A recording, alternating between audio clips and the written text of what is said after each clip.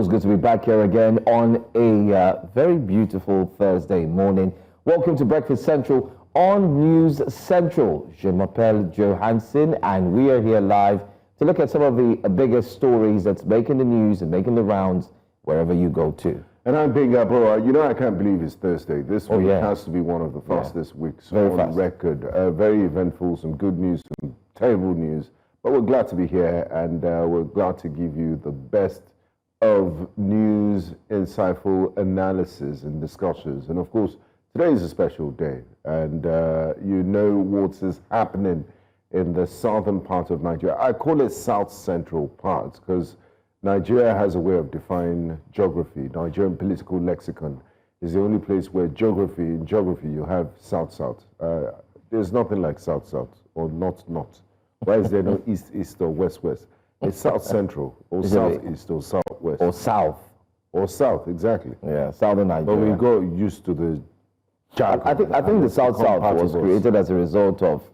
how was that even created at this time? I don't know, and it just stuck because it doesn't make any geographical sense. But it's formed, it's made a lexicon. But we understand in political lexicon. Exactly. Yes. It's made a political lexicon in terms of even when you're talking politics, you just be like south. From the south, so north, south, south, south. Like, so you understand Bayelsa, River State, Delta, Edo State. You know, south, south, south, south. Okay, it's fine. It's okay. Anyway, thanks for joining us. Welcome to Breakfast Central. We're going to start off first, as usual, with our wake-up conversations. And this morning, we're going to go with the very first story. Now, if you've been following the Nupeng versus Dangote confrontation and news all around town, you would recall that Nupeng has tried every single thing possible to ensure that every driver that's employed by Dangote would actually be under its umbrella. But not just that. A few persons have looked at this to be, one way or the other, looking like it's a personal vendetta towards Dangote. And you recall as well that Dangote did hold a press briefing where, during the press briefing, one thing that got me chuckling was when he said, what are those guys? What's their name again? Wow. Wow. I'm like, ooh. Yeah. I was like, sorry, who are they again? What's their name again? And he said, Nupeng. He said, you see, I don't even know their name. I'm like, what? And they've been losing sleep over him. Oh, man. Yeah.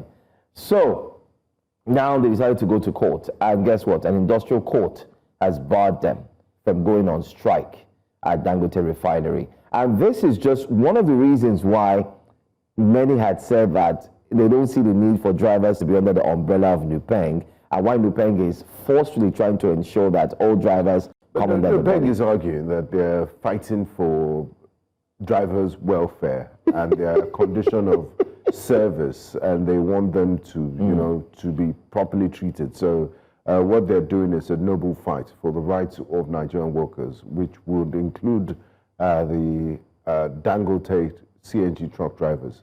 So they're trying to get them under the umbrella. What they're doing is very protective as far as they're concerned. So I know. Believe otherwise. And a lot of Nigerians do think otherwise, that they have ulterior motives and they want to reap where they did not sow.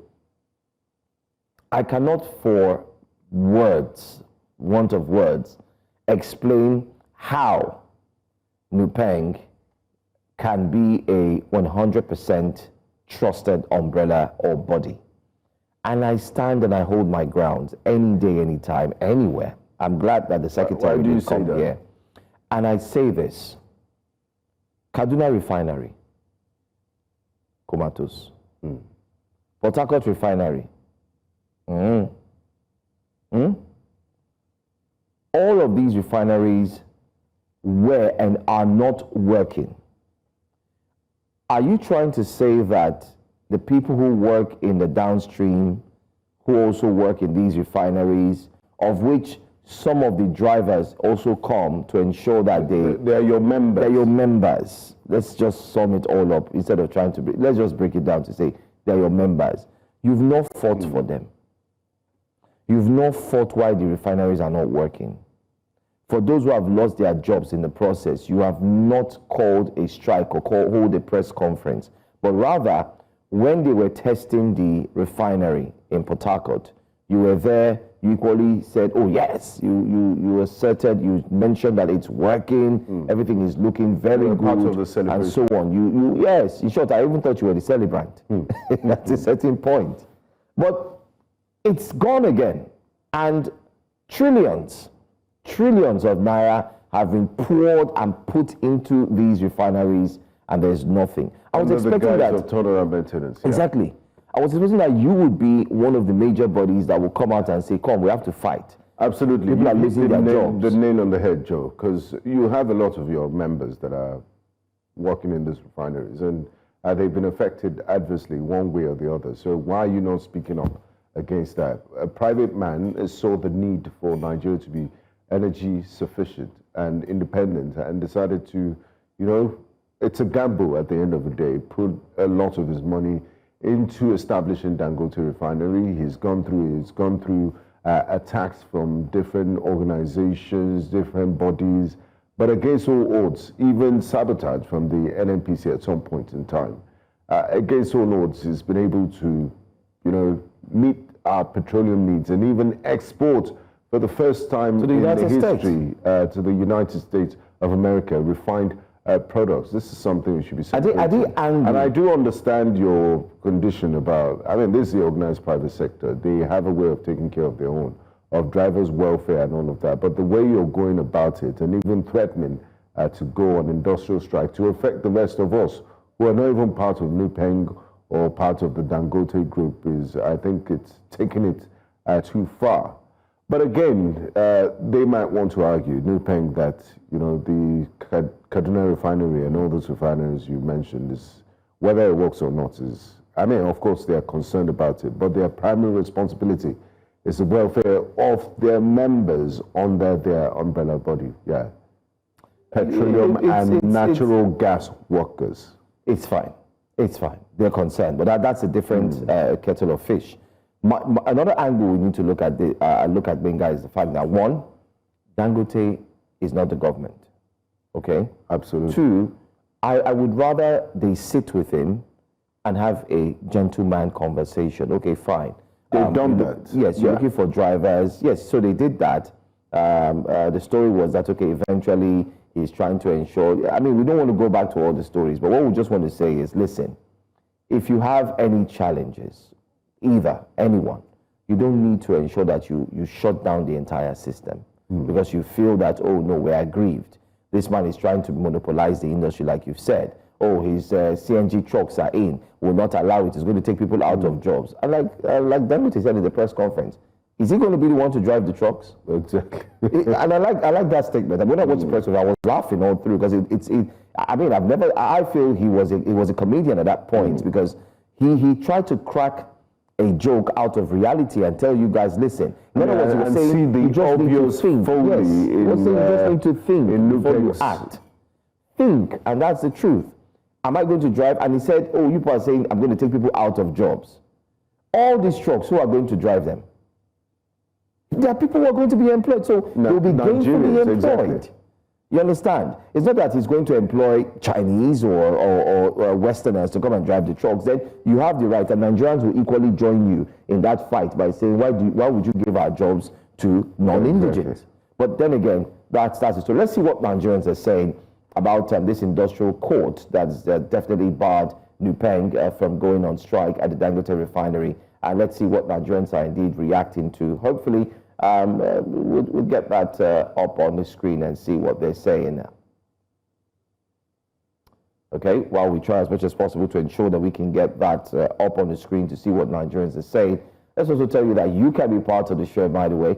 You can also react. We want to say thank you to all those who have joined us on YouTube. So please feel free. Let us know what you think, most importantly, about the stories that we'll be bringing to you today. I'll also be reading some of your comments. So that's another thing we're going to do here on Breakfast Central. So please feel free. Let us know what you think about the Dangote and the industrial court that's barred NUPENG from definitely going on strike. Very quickly, Another one that we want to go into is the next story. Our next story has got to do with Benga. EFCC. It's in the news, EFCC blaming Yahoo boys for tough visa rules on Nigerians. And I mean, it depends on how you look at it. A lot of Nigerians, especially on social media, are taking this with a pinch of salt. And they're saying, no, it's not Yahoo boys. That Yahoo boys make a minuscule, they're minor when you look at the greater picture, the bigger picture of things, that actually that blame should go to the doorstep of the politicians, because they're the ones that make policies, and they're the ones that are always in the news for all sorts of graft and corrupt practices. So it's not that the FCC is wrong on this. That's the majority of the opinions we have on social media, but we'll get to it. But let's take this statement from the EFCC speaking on the tough visa rules on Nigerians. The EFCC Executive Chairman there, of the Financial Crimes Commission, Mr. Ola Olukoyede, has called on youth in the South-South region to resist the lure of internet fraud and other financial crimes, describing fraud as a deadly trap that destroys lives in the future. He says he gave the charge apparently in Port Harcourt, Rivers State on Monday, September 15, 2025, at an event organized by the Coalition of Nigerian Youth on Security and Safety Affairs, otherwise known as CONISA. Speaking on the theme, United South-South Youths in the fight, there goes your South-South again. United South-South Youths in the fight against cultism, pipeline vandalism, internet fraud, money laundering, drug abuse, human trafficking, and economic sabotage. Olukoyede, who spoke through Head Advanced Fee Fraud Section, Port Harcourt Zonal Directorate of the EFCC, Chief Superintendent of the EFCC, and the likes, warned that while fraud may appear to offer easy money, it ultimately leads to shame, imprisonment, and lost opportunities. That's what he said. And then he went ahead to highlight a very key reason, which is what, while we're talking, he said, fraud is not success, it's a trap, easy come, easy go. Many who follow the path of Yahoo always end up losing their freedom, reputation, and future. The law is catching up with them, and digital footprints never disappear. Don't destroy your tomorrow with shortcuts today, he said. And if you go down, one of the things he said was that he also reminded the audience that Nigeria's strength lies in its young population. Youths are the engine of the society. He also mentioned that, and then talked about drug abuse, talked about this, and then said because of all of these things, traveling would be hard, getting visas, and so on and so forth. But that's just a summation of the long statements that was made. Yeah, I mean, he made very salient points, and Yahoo is not something noble that you should engage in. It's actually theft, and like he said, you end up wasting, missing opportunities. You go to jail, have reputational problems. It shouldn't be celebrated in any form or where. We've seen in times past Nigerian music celebrating these fraudsters, because that's what they are at the end of the day. But kudos to the EFCC chairman for sensitizing the youth on the ills of society and the dangers of drug abuse and Yahoo and all of that. And regardless of whether we like it or not, it does, maybe it's minuscule, but it does have it plays a role in top visa regimes for Nigerians, because they profile us, they think you're Nigerian youth, so you are susceptible to engaging in cybercrime and things like that. So we need a collective effort to stop this demon called Yahoo. We also need the government to provide viable and legal alternatives for youths to channel their creative spirit and mind into, tech and doing ethical things instead of, fraud. When you said tech, I wanted to say, we also want to be careful and make sure that we define ethical tech really is. Because some of these internet fraudsters are hiding under the tech space. Facts, and I'm sure the guys in tech would agree with this, because many of them would come and tell you, oh, you know what, I'm into tech, I do tech, I do this, I do that. But underlying fact is that something underneath. It's technological. It's technology. Technological fraud. Exactly. So there's TF, which is technological fraud, and there's just plain fraud, outright fraud. So I agree with you. Ensuring that we have the youths who make up a huge amount of Nigeria's populace, they should be taken care of. And the truth is, I also see it as a means of ensuring that if the current administration focuses on creating jobs like they said they will, then it will, one way or the other, take away the youths from these negative influences or engaging in fraud, whether you like it or not. But let's see what Nigerians are saying, how they're reacting to the statement made by the EFCC boss. Oyekachi Neto says, "Don't say what you don't know here, please. I am not into fraud. We blacks still they learn." Okay, pidgin. We blacks still they learn where white do when it comes to fraud. Fraud now white getter. The rigging your government do today. Oh. Okay. That's what you say. Oh, Chim. Ejere says, "You think the corrupt politicians are not also to be blamed for this?" I was going to come here, but let's read first. These countries have the data of corruption and irregularities in the country. If the government fixes the country, the Yahoo boys will be off the streets with better jobs that pay. I agree with you, 100%. Has a point. Let's also be, we're going to come back. Creed Edwards says, "As much as I don't support fraud, this is not true. The reasons are visa overstay, security concerns, and reciprocity policies. You can't go to the US and do fraud. You will be caught easily."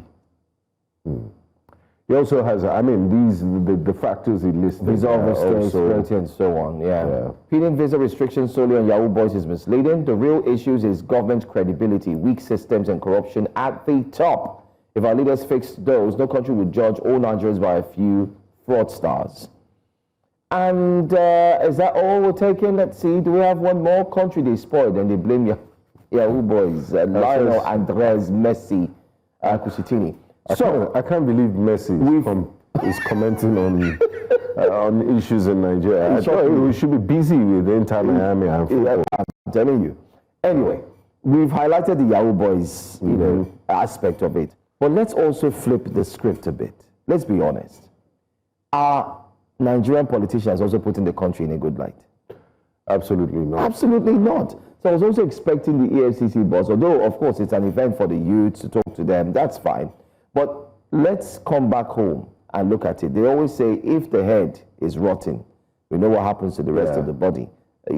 So if those at the top, the pilots, or the ones that are driving policy, let's not even go as far as what we as journalists face when we have to sit here, read the stories, ingest it, digest it, and so that we're able to pass it out. Sometimes, I remember at a certain point, you keep asking yourself, wait, what's really going on? You are marveled or something.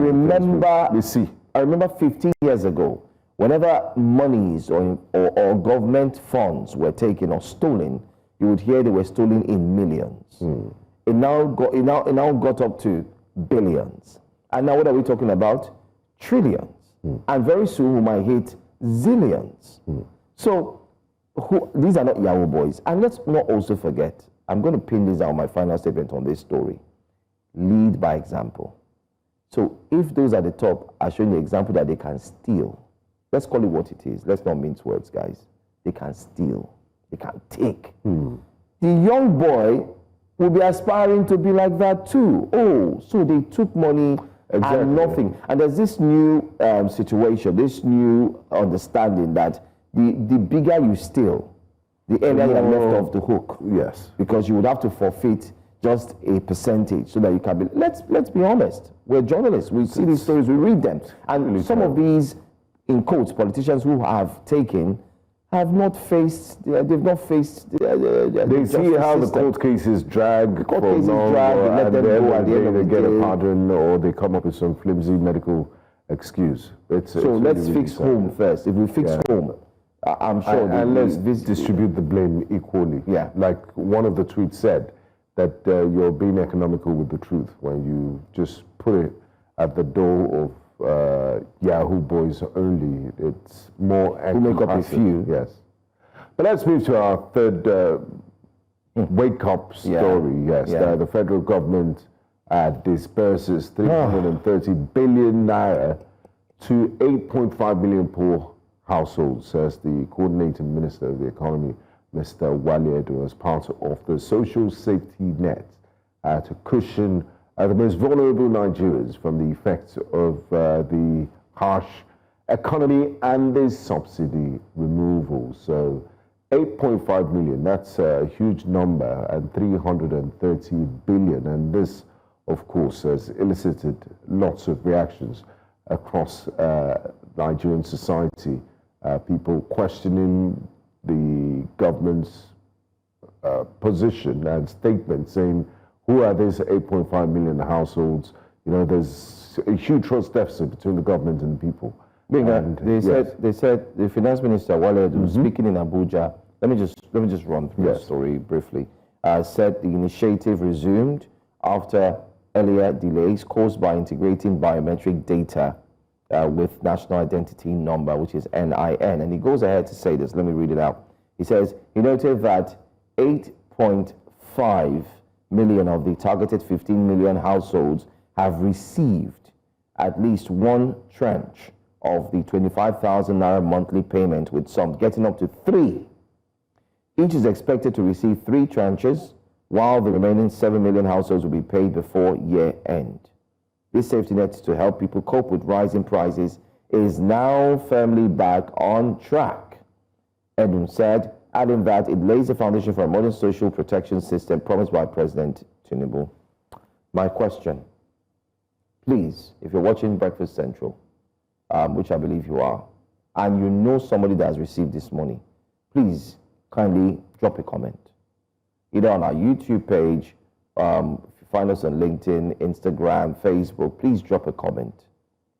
I don't understand what's going on. This issue had been raised especially by well-meaning Nigerians who had mentioned that this social safety security net, or what this process is called, we don't believe in it. We don't trust it because we're not seeing proof of people who have received these monies. Who are they? And where is this money coming from? How is it going? How are you sure that there's proof, there's transparency that people have received? Then people also question if giving them cash is the most effective way of dealing with giving people 25,000 naira monthly. Why are we doing that? It's not even monthly. It's maybe quarterly. Yeah. Let's see what Nigerians are saying. I don't know if we have reactions to this story, but if we don't, we can definitely check them online. Let me see. I will just go online, because it's quite shocking how 330 billion naira has been disbursed to 8.5 million poor. How do you even determine who is poor? The most vulnerable, the ones in the hinterland. And maybe that's why we haven't heard about it in most urban areas. The poorest. These vulnerable, don't they have phone? The poorest of the poor. Don't they have I don't think they don't. Okay, they don't. They're the ones in the village and the ones that are just living from hand to mouth. And then the National Social Register has captured them, and Mr. Edu said, while they were doing the biometrics and all of that to ensure that they have their biometric data really gets to those the village now.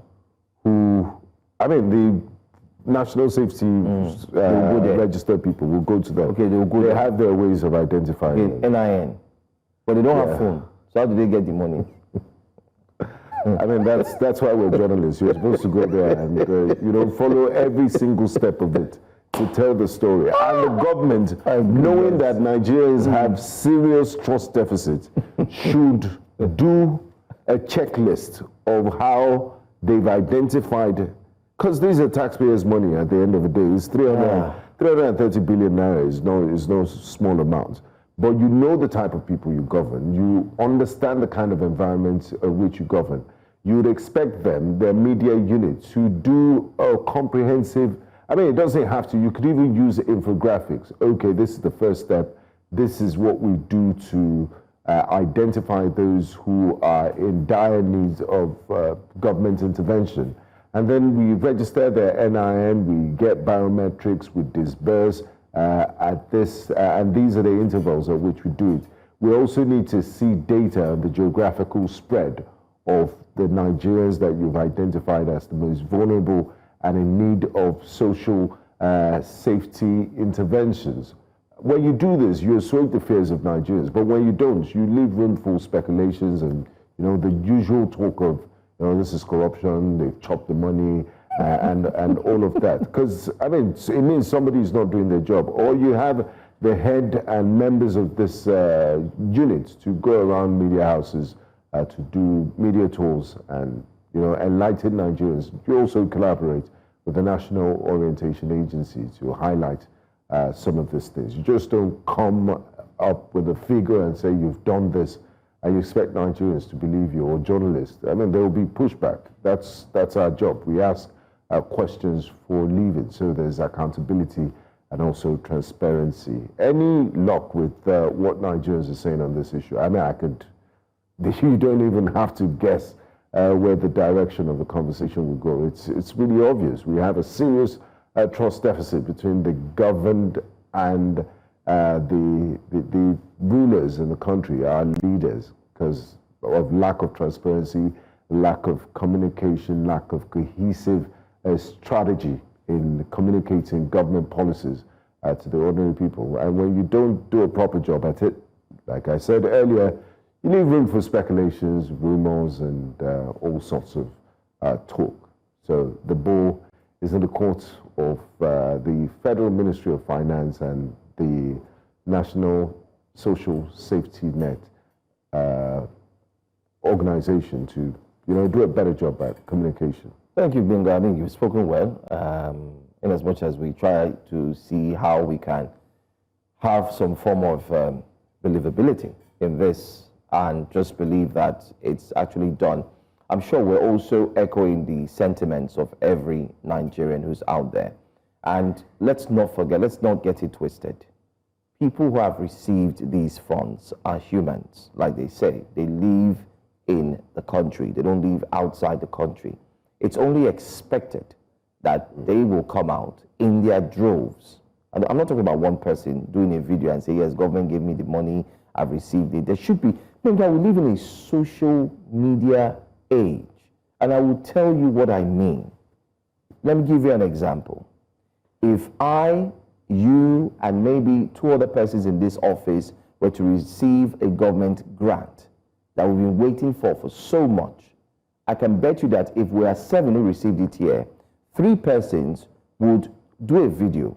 But we don't. Thank you. I got this. We don't. Or somebody would say, oh, I also got this from the government too. But in fairness, we don't, and our network don't fit those in this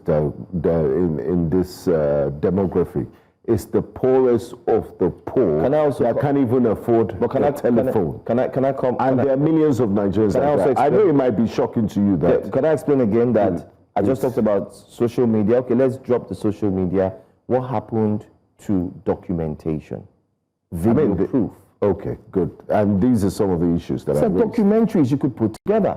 Mm-hmm. You put it, it's not hard. I mean, I'm a producer, you're a producer, we could put in documentaries together. Well, we disbursed over 300 billion. There's a documentary that has about 7 episodes showing the processes, showing how we went into the states, the areas, be it whether it's a interland, call it whatever you call it. And we meet these people, we show how we give. If you have social media influencers on social media who go as far as gifting people things, and everybody's commenting, oh my God, you made me cry today. Oh, look at the way you gifted that lady a house and a car. These guys are documenting it. Why? Guess what? Because they have people who are contributing to the goodwill. And they have companies that are sponsoring them and say, listen, we want to give 4 people who live on the street. I mean, under the Buhari administration, I'm not sure if they still give cash, but under the Buhari administration, I can remember watching NTA, and they have a program that highlights, because sometimes you have some of these government agencies, even in partnership with private media houses, they have programs that highlight the activities, like NDDC, for example, NIMASA, and other government organizations. I can recall under the Buhari administration, they had something similar with regards to social safety net and conditional cash transfers. And I could see them go to a village in the east. They were dispersing this cash to individuals. That was the Buhari administration. I really don't know what's going on here, but we'll do deeper research and, of course, I will get back to you with our findings during the course of the week. Tomorrow, yes.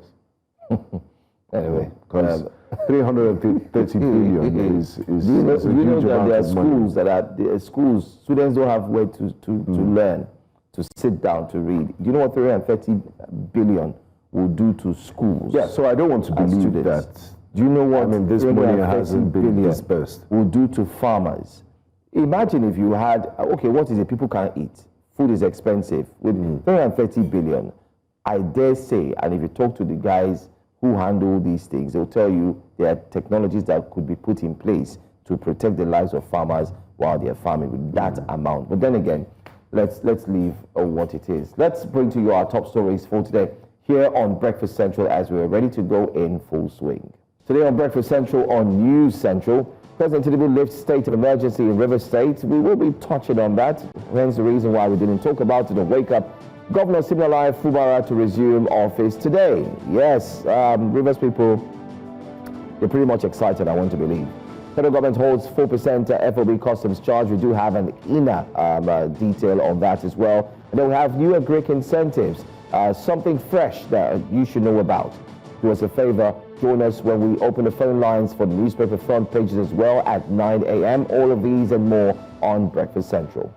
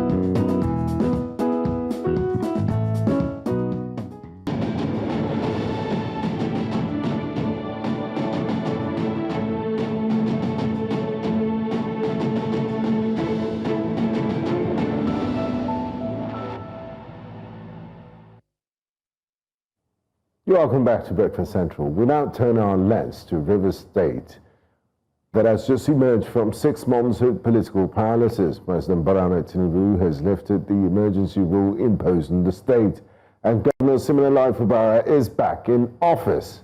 But what led to this dramatic intervention? What does it mean for democracy, federalism, and the rule of law in Nigeria? We unpack the crisis, the constitutional implications, and the road ahead. But let's take a look at the timeline of events.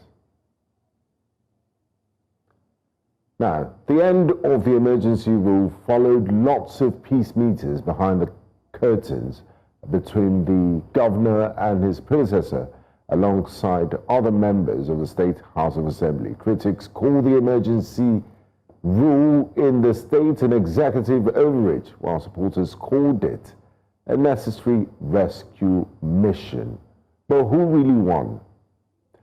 Join us this morning for this very important discussions are founder and CEO of TAF Africa, Dr. Jake Epele, Rivers PDP chieftain Collins Ordu, and public affairs analyst Professor Simeon Ina. Gentlemen, welcome to the program. It's great to have you all. Join us this morning for this conversation. Thank you very much. Great having us. Good morning, Nigeria. Morning. Now, I'd like to start with Professor Simeon with us in the studio here in Lagos. What's your take on the return and the manner in which the duly elected governor has returned to office in Rivers State? What do you make of the entire 6 months suspension and state of emergency in Rivers State? We've stated time without number that the president had no right to remove an elected governor. as much as he has the right to declare a state of emergency, he's not a principal that at his whims and caprices will suspend a teacher. Because he's acting as if he's a principal and the governors are teachers. They were elected just as the governor was elected. That's the way he was elected. So if they declare a state of emergency in Nigeria now, shall we remove the president? These are the questions that need to be answered. You know, there were a lot of illegalities that one cannot contend with. Take, for instance, the elected governor conducted a local government election, and the Supreme Court said that the mandatory 90 days were not allowed, so they cancelled that election. An aberration, what did they call him? An administrator that has no place in the Constitution did not give up to 40 days.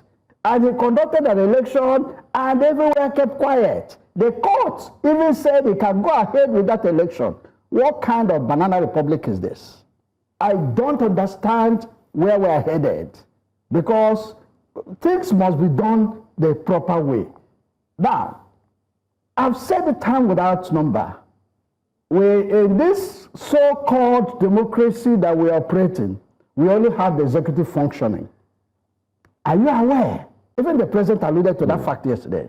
There were over 40 cases against the federal government on the suspension of the governor. None of the cases were heard because the courts, the judges, were looking at the body language of the president. Because he's just the president and no other person. Recall that even when the emergency was declared, the president declared the emergency before going to the House. What do you expect? The National Assembly that was saying, on your mandate we shall stand. So, we just have the executive, and the others are appendages of the executive. He just gives them directives, and they do what he wants. So, I think going forward, we have to change this trajectory. I don't understand the kind of democracy we run. Maybe that's what Fela alluded to. What we are running now is what Fela alluded to. The late Fela, Adekunle Kuti, said, what we have is demonstration of grace. I think that's what's going on. All right, not democracy. I mean, you've expressed how you feel about what took place in River State, but let's now bring in the men who actually are joining us live from the state, where many have said there's going to be pomp and pageantry, celebration in the air, excitement, mixed reactions. We do not know which they are actually feeling now. Let me bring in a PDP member of the state. Thank you so much for joining us, Mr. Collins Odu. Can you shed light on how the residents or the people of the state are feeling, especially knowing that their duly elected governor is making a comeback after 6 months? And how are you feeling too, Mr. Collins? Thank you for having me. Before I go into that, I'd like to correct an impression by our speaker there, who is live with you. It's unfortunate we have gone past where and what he's talking about now. The legality of the president's action are there contained in section 305 of the Constitution, but that's not where we are right now. If you look at my fellow colleague there, Dr. Jake, you will see his face. He's beaming with joy. There is unprecedented happiness in Rivers State now that the president has, in his magnanimity and goodwill and resolve, or his resolve to make peace in the country, has returned us to civil rule. It has not been easy. The road was quite a rough one, but now Rivers people everywhere go to government house now. Feeders we're getting from the radio is that people are in government house from both divides. What we need now is peace and how to navigate into making the dividends of democracy available to Rivers people. Thank you very much, Honorable Audrey. I'd like to bring in Dr. Jake Epele into the conversation. Dr. Epele, Honorable Odu described your feelings and reactions this morning as beaming with joy and unprecedented excitement. Can you tell us how you feel this morning, knowing that you've been on top of the situation for the last 6 months and finally Governor Fubara is back? And also, the governor you have in Rivers State Government House today, is it the same person that was suspended 6 months ago? Well, you see, I'm sandwiched in between two great minds. Just sandwiched in between two of them. And truly, I'm always a happy person. So here's my happiness. Democracy has won. And I've always said that democracy will win if we all fight for it. And so for me, what the analyst in the studio said, he is right. What my brother in Port Harcourt said is right. Right now, I want to treat this matter as no victor, no vanquish. Can we move the state forward? Because these elephants that are fighting, it is the grass that is suffering, and the grass is a metaphor for the people. I am passionate about the people. I am passionate about moving the state forward. Yes, there's been ills. Yes, there's been unconstitutionality. There are illegalities, but there's no perfect situation. Can we move the state forward? How is Fubara? Is he the same person? I can't get into his head. I haven't spoken to him. Mind you, for conflict of interest, I've always said I'm from Opopo, so he's my kinsman. I have not spoken to him. I've not called. However, I think in every leadership trajectory, the person involved will learn a lesson. He will either learn a lesson that will make him or a lesson that will mar him. I think Fubara, I want to believe, have learned a lesson, and he will use the learning curves to move the state forward. Right now, if I were to be in his mind, if I were to be him, I will work hard to bring the states together. There's going to be post-Fubara problem, and those post-Fubara problem is that whether anybody likes it or not, there are groups that will still stand up and challenge what has happened. There are groups that will stand up and ask this Ibok to account for every money he has spent that belongs to Rivers State. That will not be wished away. It will not be washed away. There are groups that will stand up and challenge the legality of these elected local government council chairmen. So there's going to be myriad of problems. However, this is where leadership comes in. The body language of the governor, the body language of FCT minister, both of them, how they play out will determine the confidence that they can instill or suck from the people. And I think both of them principally have a huge role to play. The moment Wike comes on board and start acting the godfather, he will create more problem. The moment Fubara comes on board and start acting like a stooge, he will create more problem. There needs to be balance. I want to believe that he should be allowed to govern the state. He's going to have problem convincing all camps. Right now, celebration is one thing, but what is in the mind of the celebrants? Are they truly, really? There's been too many rifts. It will take a lot to correct and to earn trust. But everybody concerned should know that the people are more important than the persons. The people, the office, is more exalted than individual interest.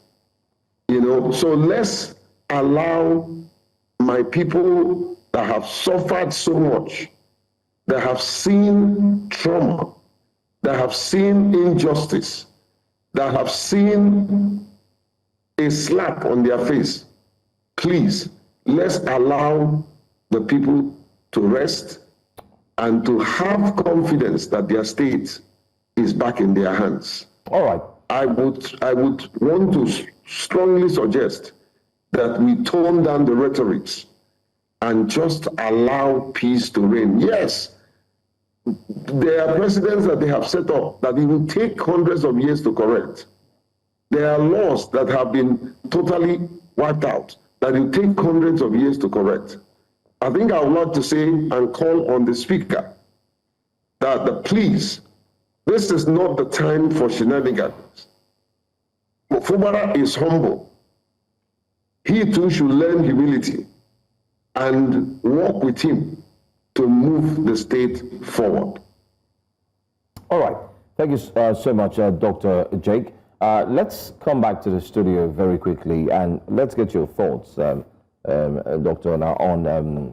on the aspect of bringing the governor back 6 months after and the response that we did get from our other guests who have joined us virtually. They've said that accountability must be met, especially with Dr. Jake. Looking at the accountability aspect, how much has been spent, monies that were spent.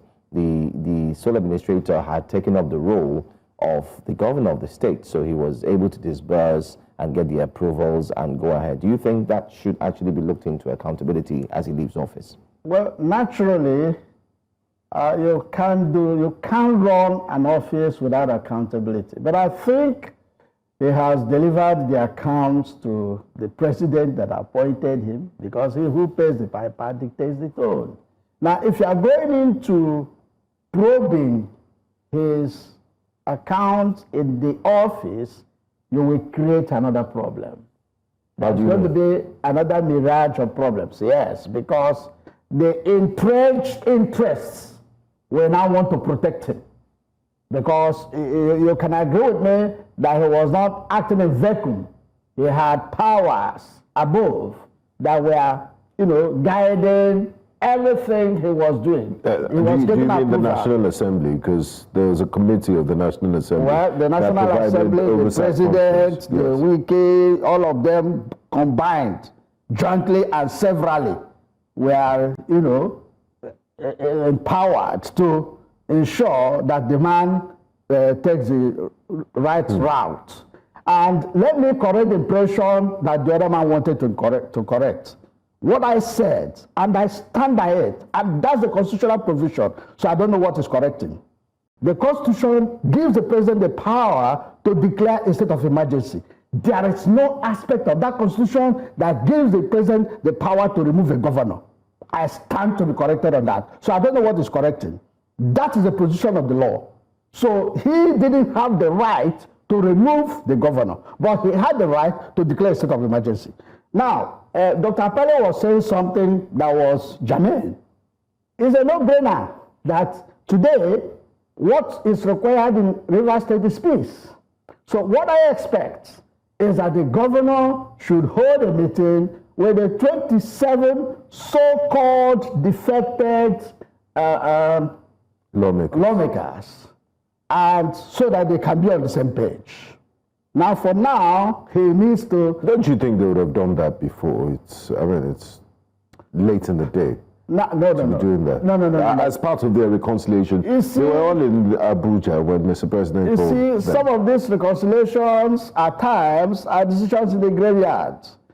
Now that the deed is done, this is the right time to come out and look at the rat tags, look at the nitty-gritty of what they are going to do, and they now go forward with it. So those ones that were done then were done with the benefit of hindsight. But right now, that's when the action is. So they'll begin to share powers. They'll begin to share whatever they have, and then people will come out with what they want. And then a truce will be reached. So that at the end of the day, this trajectory of, we are not going to do this, we will do this, and the court confusing everybody will not be there any longer. because the court has actually confused everybody in this by refusing to take decisions when they are supposed to do. Okay. I'd like to bring in Honorable Collins Order into the conversation. 2 questions for you, sir. Number one, given everything that Governor Siminalayi has been through in the last 6 months, do you think he can effectively govern Rivers State? And knowing that also, the second leg of my question is this. You're a member of the People's Democratic Party. There's been a wave of defection, especially around the South region. The governor of Delta State, the governor of Cross River State has also decamped to the APC. And the PDP in the state has warned Governor Siminalayi Fubara not to even entertain the thought of moving to the APC. Do you see him staying within the ranks of the PDP or decamping? And what would you, what's your take on these 2 questions? Can he govern effectively? Do you see him decamping to APC?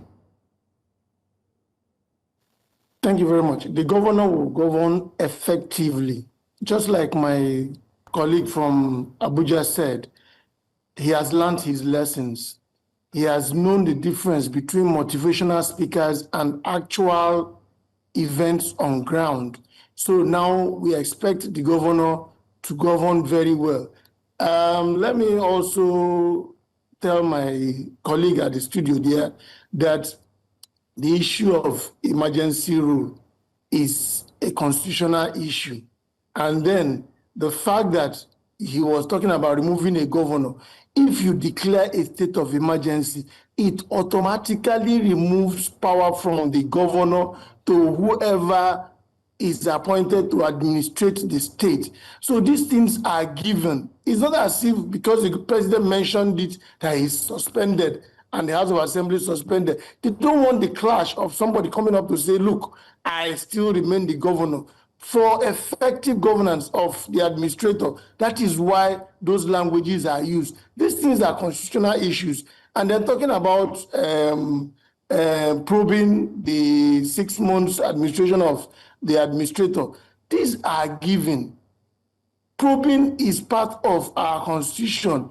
Everybody has to give an account. So let's not chase shadows. Let's concentrate with this little time I have now for us to chart a new course for the governor, admonishing him to stop listening to motivational speakers and face the reality on ground, face Rivers people and give them what they want. And that is what I think they have done before they settled to this point where we have gotten to. Most of those who speak on televisions don't know how this peace was brokered.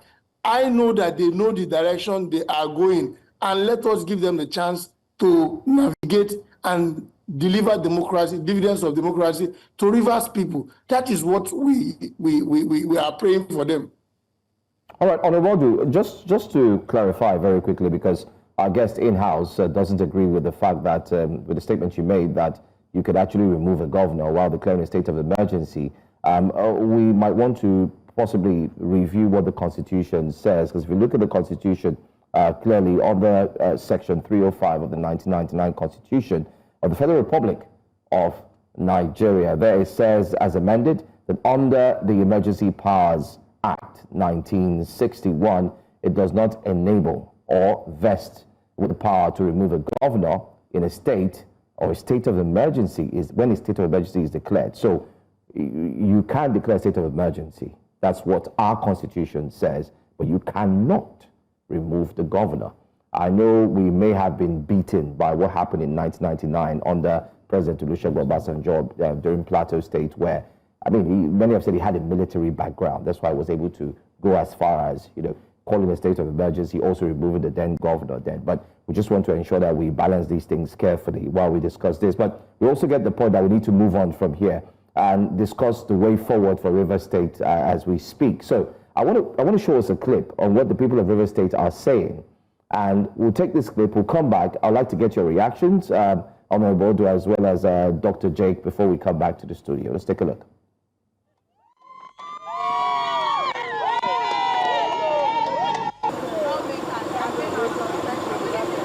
My reaction naturally would be that I should be happy, but first of all, there are mixed feelings for which this state of emergency was declared, and for the fact that the governor and the legislative arm have been called back, Rivers people and indigents are happy, and we strongly believe that whatever it is, we are back to a democratic setting, and that is actually good for Rivers people and Rivers State. They pray for God since that time, say make sin come back, and the God don't answer my prayer. I thank God that sin will come back.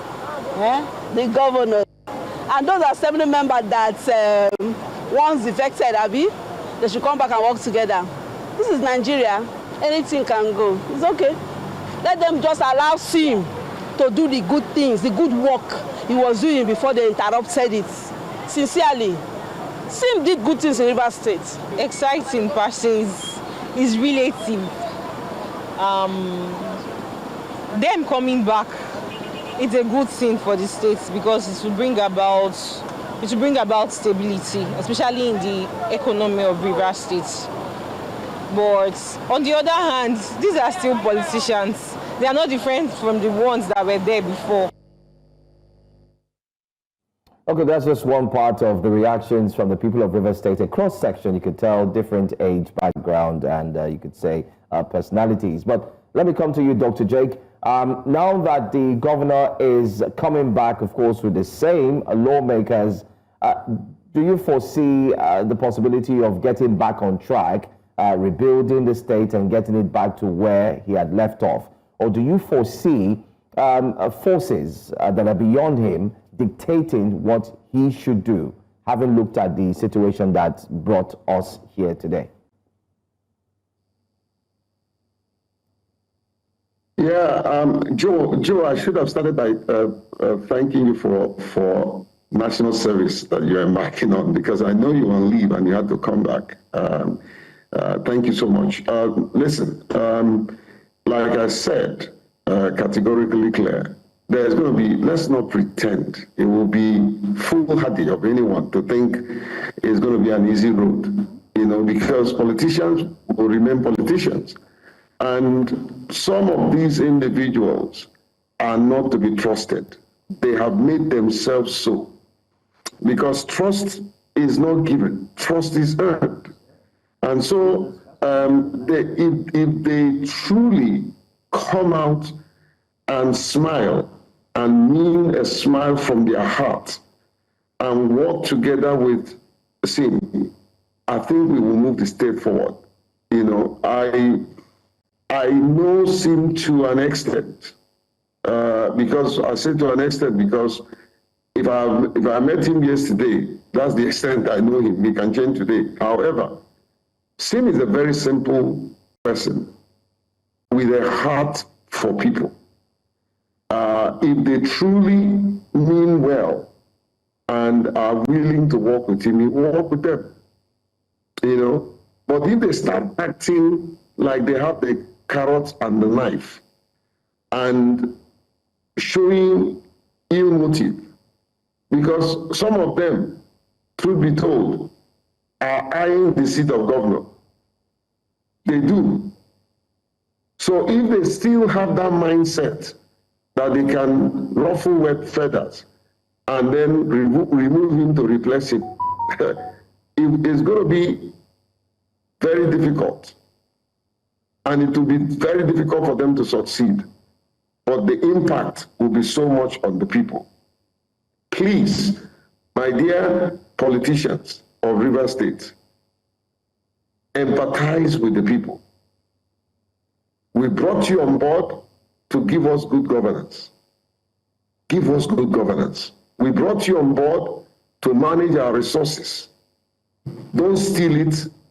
Don't siphon it. Use it to work for the people. We brought you on board to ensure peace and security and prosperity of the state. That should be the focus. Sim will have to do a lot of work to rebuild the confidence of the people, even in the other camp, because many of them have made themselves not to be trusted. Incidentally, what is going on for Sim is that the people love him. although he has to explain a lot of things and a lot of decisions he has made. But he can still win back the people because he is people-oriented and I think he wants to work to be remembered, you know. And that's what happens, Joe, when people choose position over purpose. You abuse the purpose because position gets into your head. Purpose should be in your heart. And so I keep saying it and sometimes move to tears. Our people have suffered enough. Some of the people that even speak on behalf of River State, you know, create the problem are not from River State. Look at how we have messed up for somebody who is not from the state to come and, you know, come administer the resources of the state. If you probe him, he can never be said to be very absolutely, totally clean. It's not possible. And so, for me, I also don't want like the guests in the studio say, oh, we shouldn't.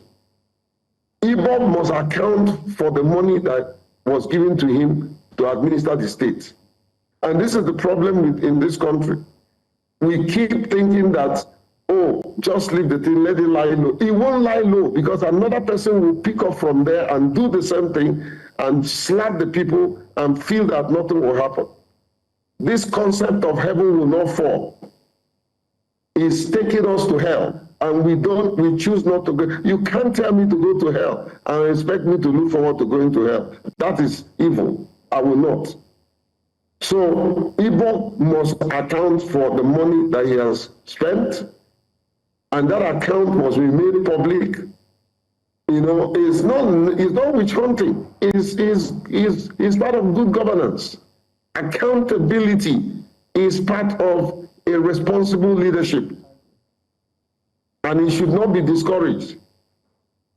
They should tell us what they've done with our resources, who spent it, who had it, the contracts that we're giving, the project that they did, and how much was those projects, you know, and have those projects been truly executed? It's disheartening how these politicians will do all that they do, and the next thing they do is show up in church. Do they know God? Do they fear God? Do they think that God doesn't see them and know where they have kept all that they have stolen?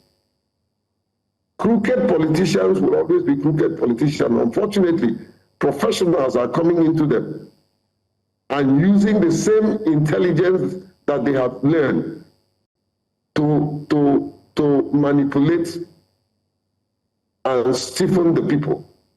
But listen, the Rivers man is resilient.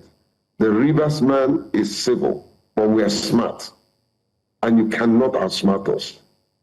Thank you very much, Dr. Jacob Epele. I would like to bring in Honorable Collins Odu back into the conversation. The feelers from, you know, the grapevine and analysts feel this is a sort of graveyard piece, that it's cosmetic.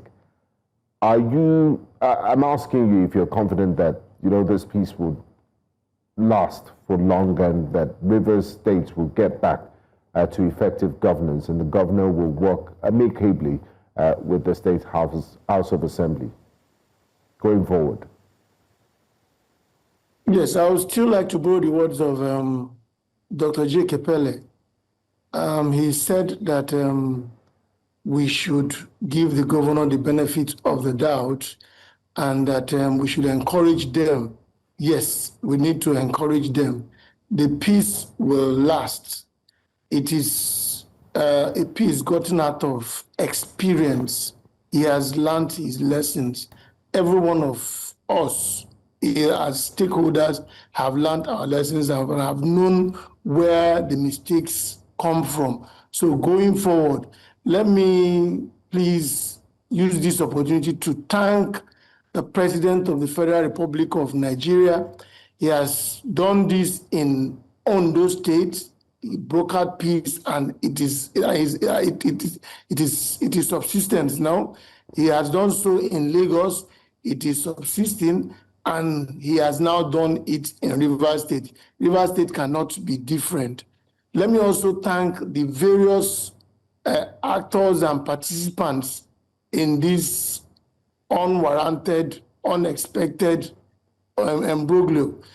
I want to thank especially our leader, Chief Barrister Somwike, the FCT Minister, the Speaker, and the members of the House of Assembly. The Governor, I must thank him so much for them to have thought of making peace. It is not easy, but going forward, Rivers people will begin to benefit. Then, let me slightly talk about the constitutionality of what has transpired. Section 305, which I quoted before, has as a pointer to the fact that emergency rule is constitutional. Then two, like I said, two, probing of the past 6 months is constitutional. It is implied, it is expected, but let us not chase shadows. Let the governor not come in now and begin to chase shadows. We have lost 6 months, not only 6 months, the periods before the conflict can also be added. We've lost a lot. So I think that what is paramount for now is for him to chart a course to recover these few months that has been lost before you begin to think of side tractions. So that is my own advice. So I think that we should begin to profile solutions on how the governor and all the gladiators will work effectively and deliver the dividends of democracy. Therein, everybody should sheet the sword and then focus on Rivers State. Rivers people are the highest beneficiaries of this imbroglio. Like my brother, I agree with him. So let us make Rivers people proud and be happy that we are in power. I'm a member of the PDP, the governor is a member of the PDP, and we want people to raise their thumbs up for us that yes, we did well, despite the setback. We want to retrace our steps now and be able to make sure that Rivers State and Rivers people will ask us to stay in power after 4 years or after the remaining 2 years. All right. Anyway, I want to say thank you to Dr. J.K. Pele. I understand that he needs to leave us now as we call for a break. When we come back, we'll be joined by in-house studio guest who's here with us, as well as Honorable Odu, to continue this conversation, because we have other questions to ask. Recently, the local government polls were staged in the state, and APC got 20 out of the 23 local government polls. I wonder how that will impact on the governor's, in his governorship, especially Sim Fubara's governorship. But let's go for a break. When we come back, we'll continue the conversation. Stay with us.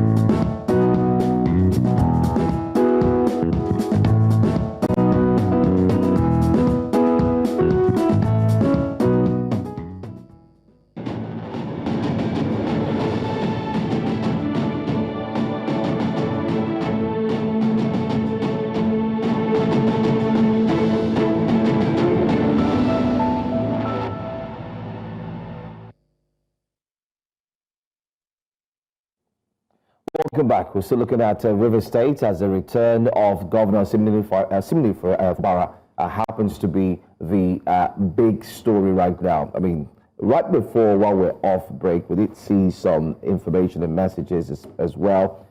Questions have been asked concerning Siminalayi Fubara's return. Will there be a party celebration? Will there be champagnes being popped? And we've asked some of the very relevant questions here. So far, so good. But before then, just recently, while he was suspended, the local government polls did hold. And surprisingly, APC won 20 out of the 23 local government polls. Now, predominantly, we know that River State is usually a PDP state. When we say PDP, it means that, of course, they always come out at the top. They always win these elections. But then again, we've seen APC win the election of recent. I'm going to start off first with our guest who's here with us. Let's take your thoughts on the APC clearing, sweeping the polls, and what impact will this have on Governor Siminalayi Fubara, who equally initially had held a similar election, and then we saw a different political party win that same election. I think it was Zenith, if I'm right. They also won. They cleared the polls as well, and now we see APC winning. Also bearing in mind that there's an affiliation with the FCT minister and the current ruling party.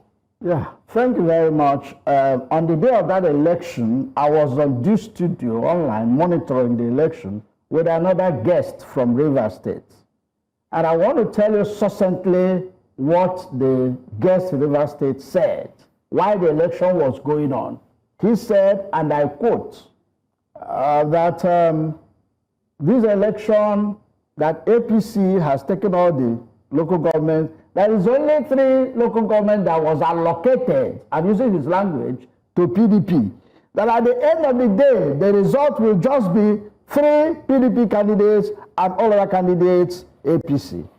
That was what he said that day while the election was going on, not after. And at the end of the day, when the results came, it was exactly what he predicted. So I stand here to say that there was no election, there was a selection. There was a selection in River State. Recall, that's what I've been saying. I'm not a politician, and I don't have a dog in this fight. I'm just saying it the way it is. I don't have any political affiliation of any sort. Now, that day, while we were doing the analysis, he said that succinctly. And it resonates with me immediately after the result that what he was saying was perfectly correct. It was a selection process. Don't forget that when Fubara did his election, what they said was that he didn't declare the 90 days that was supposed to grace period that was supposed to be declared. That was why they canceled that election. But this one, I don't think it was up to 30 days because even it was either Thursday or Friday preceding the election that a court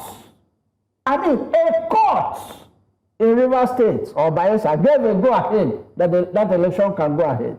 Or that selection can go ahead because there was no election. As far as I'm concerned, there was no election, irrespective of what anybody is going to say. Thank you very much, Professor Simeon. Now, I believe it's time for us to bring in our correspondent, Biola Festus, who is live in Port Harcourt, River State, to tell us, to give us updates. He's in front of Government House on proceedings there and the mood in River State this morning. Good morning, Biola Festus.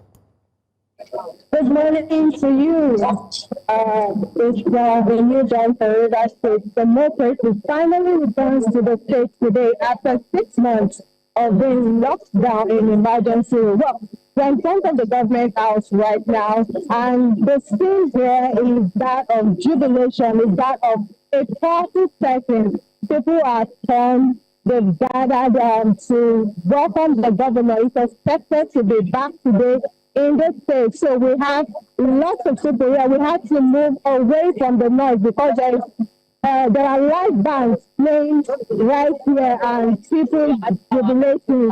So we just have to move away from that noise so we should have this live crossing. But as the camera pans, you can see people all over the place.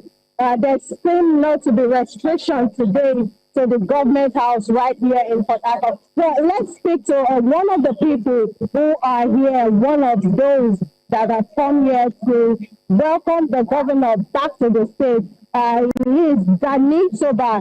He is an elite in the Holy Land. Come, please. Thank you so much for waiting with me.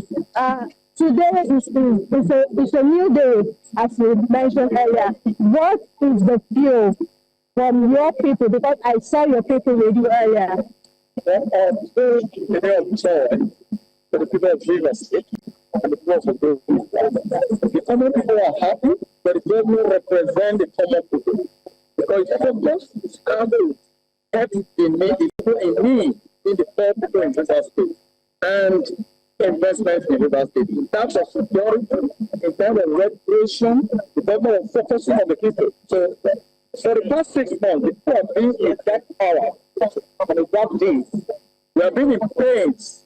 Because so today we have appreciated the president of ending this emergency. So we are happy. We believe that the government has a lot of work to do. The Rivers State has been set back for 6 months. So the government has to work.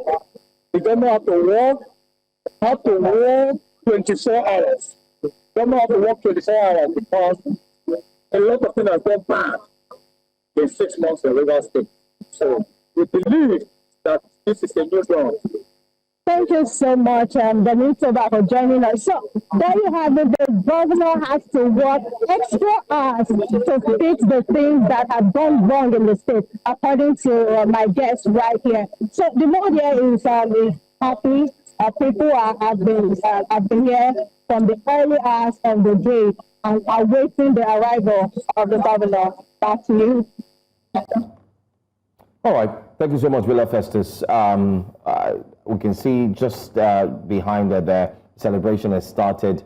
We did mention that there will be celebrations and we're not in any way shocked that there is. But Biola, before we let you go, very quickly, because we have to come back to our guests, Honorable Odu and Dr. Ona, who's here with us. Can you share with us if you've spotted anybody from the lawmakers, the 27 lawmakers? Have you spotted either of them around, or the governor, anybody, or it's just plain people, supporters who have come out in troops or in numbers to celebrate? Well, I have been moving around since we got here. We could also pan the camera for you to see. I haven't sighted anybody from what used to be opposition, those that used to be on the camp of the FCT minister. Well, they said they have reconciled now. So I haven't cited any of them. Neither have I cited any member from the Rivers State House of Assembly. All we're seeing here are Rivers people. From my own description, I will describe as ordinary people. Okay. All right. Thank you so much, Willa Festus, for giving us an insight into what's happening in the Rivers State House, most importantly, the government house. Thank you. Thank you for joining us. Let me quickly speak with our guest, Honorable Odu. Can you respond to the question I had asked earlier from the local government polls? APC now dominating, and you're a PDP member, or have you also pitched your tent with the APC? Thank you very much. Before now, I told you that we in PDP, that we want to work hard to regain the confidence of Rivers people because of what has happened. I'm still in PDP. It's quite unfortunate that 20 local governments were snatched from us by the APC. We will work harder now. You see, I don't know what may have caused it, whether it's the ripple in national or it is what people have perceived about us in the state that has made them vote APC up to.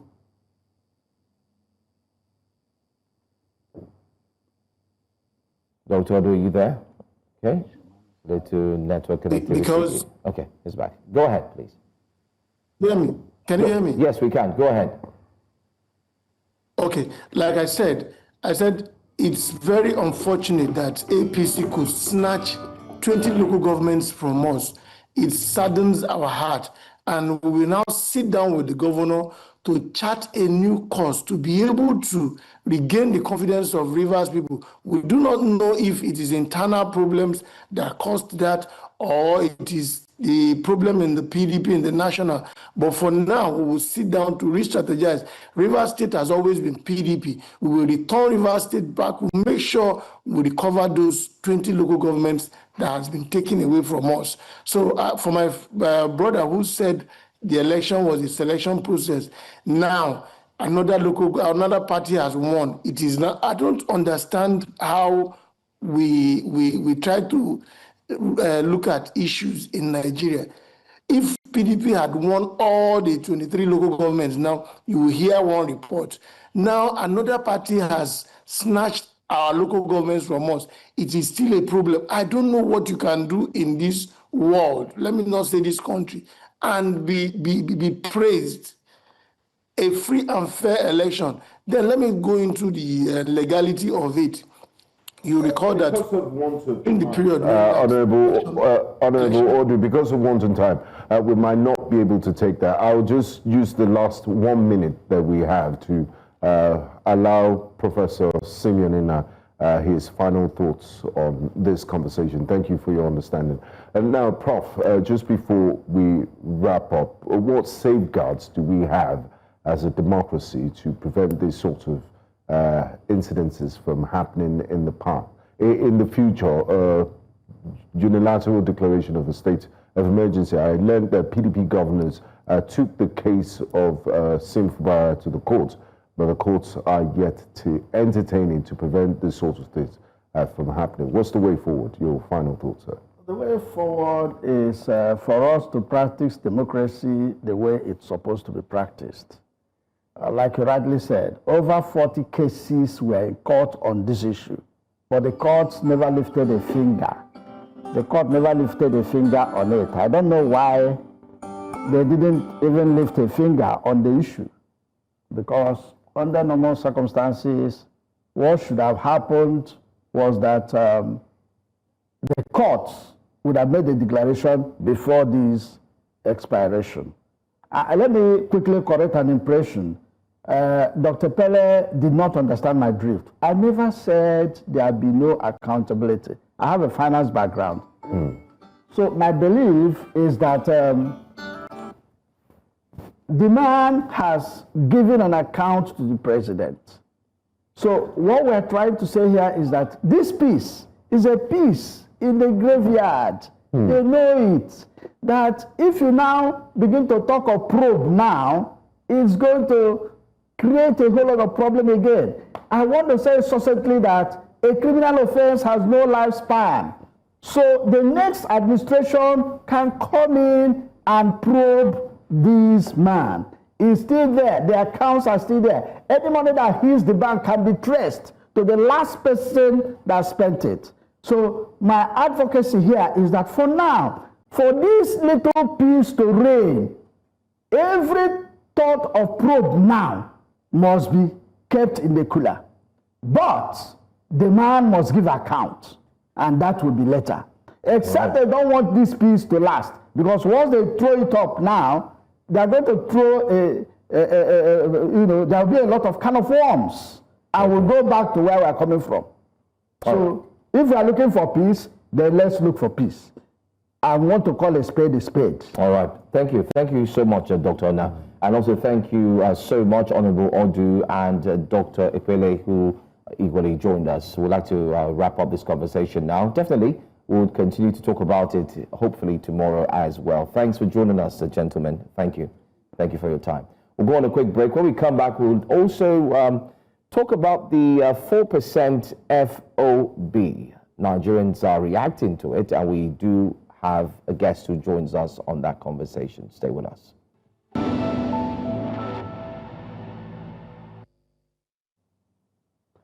You're welcome back to Breakfast Central. The federal government of Nigeria recently directed the immediate suspension of the 4% free on-board levy introduced by the Nigerian Customs Service.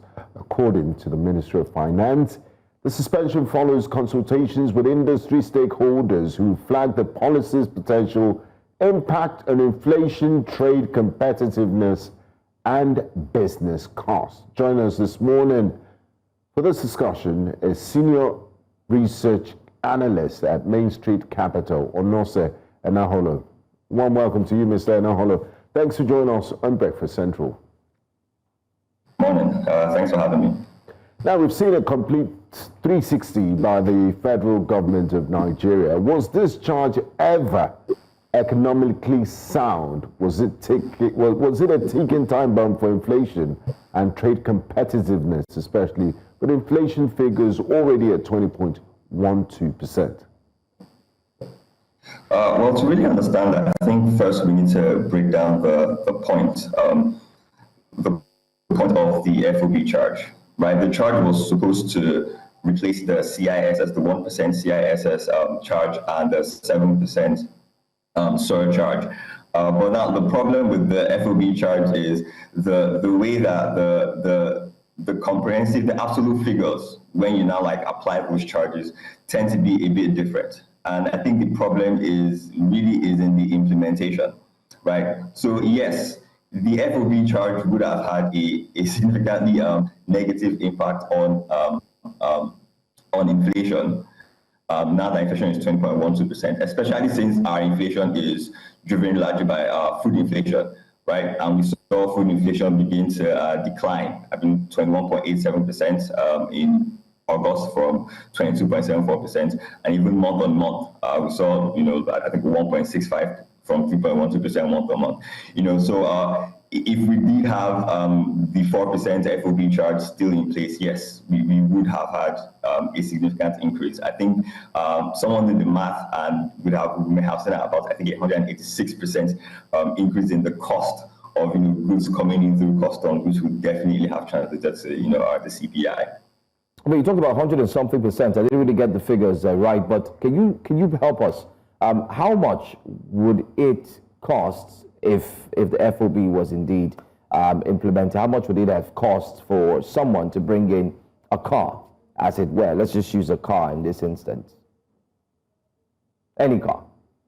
Well, first I think you need to understand how the charges are implemented. So for the FOB is the 4% on the total burden value of your cost, right? So what it was meant to replace, which was the CISS, was 1% on the cost of the goods, the insurance, and the freight value, right? So for example, I think Nigeria, we imported about $40 million worth of goods and services last year, according to UN and Trade and Economics data, right? So you would have paid 1% on that amount plus insurance plus freight, right? And then a 7% surcharge on the import duty, right? So now the import duty, it really depends on that on the type of goods and services. I think for automobiles, it's around between 3 to 15%. Or 5 to 35% rather on automobiles. That's the import duty. So you now pay 7% of that.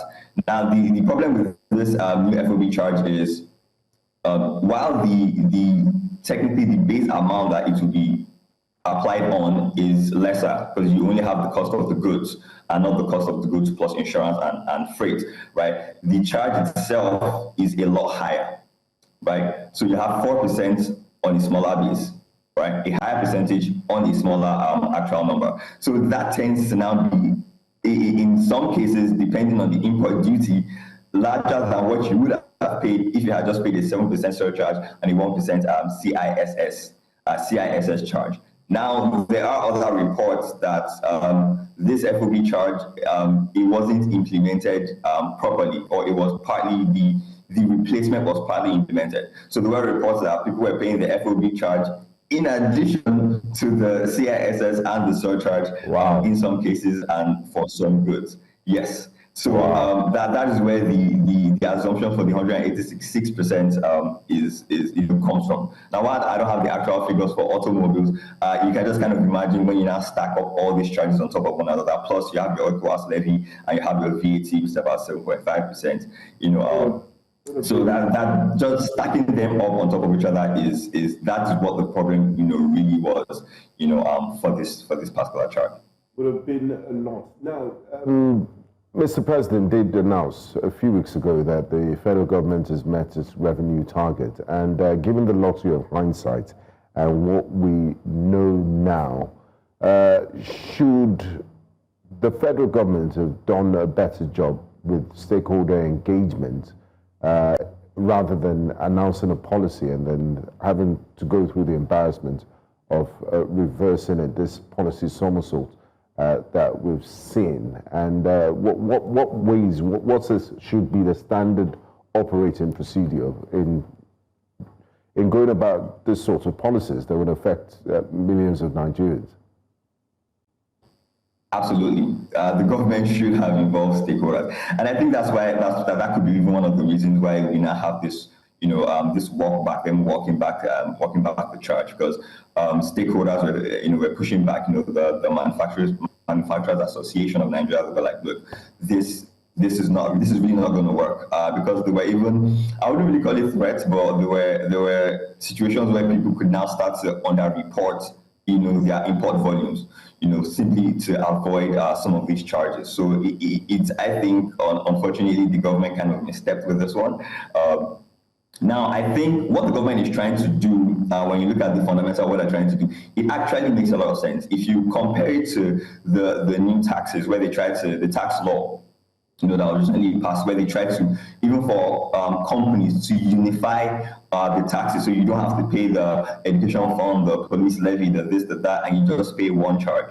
I think to an extent that was what they were trying to do, but the implementation really didn't make sense. And that was because they didn't now liaise with people in the industry. Because if they had liaised with people in the industry, I think they would have avoided some of the pitfalls or some of the obstacles that this FOB charge has now faced. Right? If it were a situation where they had applied just one charge, to all imports, then it would make sense. Or even if they had just aligned the base number, the base value that these charges were calculated on, that would have made a lot more sense. Because one, you have the CISS being charged on something else entirely, and then you have the surcharge being charged on something else entirely, and then you're just coming to say, oh no, we're just going to replace it with just one figure charge on something else entirely. So it's like you have different bases. Of course, you're going to have a lot of issues. I think one of the best solutions that we would have is to come up with a standard for measuring the value of imports coming in, whether it is charging or considering the cost of the goods alone, or considering it with insurance and the value of and the cost of the freight. Have a standardized method for calculating the base value. Maybe if you're using the landed value, which is the CIF, or just the free on-board value, which is the cost of goods itself. Have just one standard, and then charge one fee on one standard. And then you have to use actual figures, right? Test these standards against import figures for maybe the last 3-4 years to see if you have a situation where you're actually lowering the absolute value paid, whether it's going to be higher or just the same. I think the main problem is to have a standardized method of reporting and setting these things. And if the government can do that, then they could definitely move forward. Okay. But do you think that Nigeria is becoming one of the most expensive import markets in West Africa? When you look at the cost of doing trade and also the impact of these levies you've mentioned, you talked about the CISS, how the one for goods, insurance and freight was cheaper, or let me use the word cheaper, but let's say it was more affordable compared to the FOB. I mean, all of this in Africa, how would you compare the market, as it were? Oh yeah, well, we're definitely very expensive compared to our peers. I think that was one of the issues raised. And now this might be a bit of a personal opinion, but in my opinion, that may be one of the, I think, major reasons why the government may have walked back. And now, yes, of course, they don't want to affect inflation, which is good, but also because there is now the threat of importers, and vessels going to our peers or competition, however you look at it, in other countries. definitely the cost of landing and even doing business here is definitely a lot higher than a lot of our counterparties here in Africa, and even in some other developed countries with where their currencies are even a lot higher, and in naira terms it's going to be, the translation will be more expensive. We are still more expensive than they are, so it is definitely affecting the cost of business here. And even when you look at GDP reports, when we read GDP reports, you kind of see that, quarter on quarter, year on year, even though in absolute figures, it's increasing, but when you compare it, there is a contraction, in trade. So I'm going to deviate a bit and look at Africa in general and the Africa Continental Free Trade Area Agreement after. It's been hailed as, a no-brainer that is going to one market economy, and given Nigeria's sheer size, we're going to have a lot to gain from it. Where is it as we speak at the moment? And if we're making imports so expensive, we're putting up barriers to trade and doing business with other countries, how is AfCFTA going to work, and when are we expected to see its full implementation? So I think that is a work in progress, with free trade zone. I do know for a fact that a lot of businesses are coming in to the free trade zone to really just set up shop, and I know Dangote Refinery is there, and a couple of other businesses are there, but it's more of a journey, to be honest, and I think you have to now, the government has to now balance the need for non-oil revenue with growing or setting policies that will now allow the country to grow. So I think right now it's more of a get as much money as you can now versus get maybe significantly less than you could, but then create an opportunity where free trade could grow. Now, of course, the government might also be looking at situations where if you do have the free trade zone, taxes, on that free trade zone are significantly lower than what you would have in other parts of Nigeria. So if I were a government that was, where my mandate, currently was increase taxes, non-oil revenue as much as you could, then at least for the next 1 year or 1 to 2 years, or at least for the period of the medium-term expenditure framework that they brought out from 2024 to about 2027, going into the free trade zone may not really be in my best interest if, my primary mandate was to increase non-oil tax revenue. And from what the government has been doing so far, restructuring taxes and being a lot more serious about taxes and non-oil taxes and all, I think it is fairly accurate to say that to an extent they are looking at increasing non-oil revenue.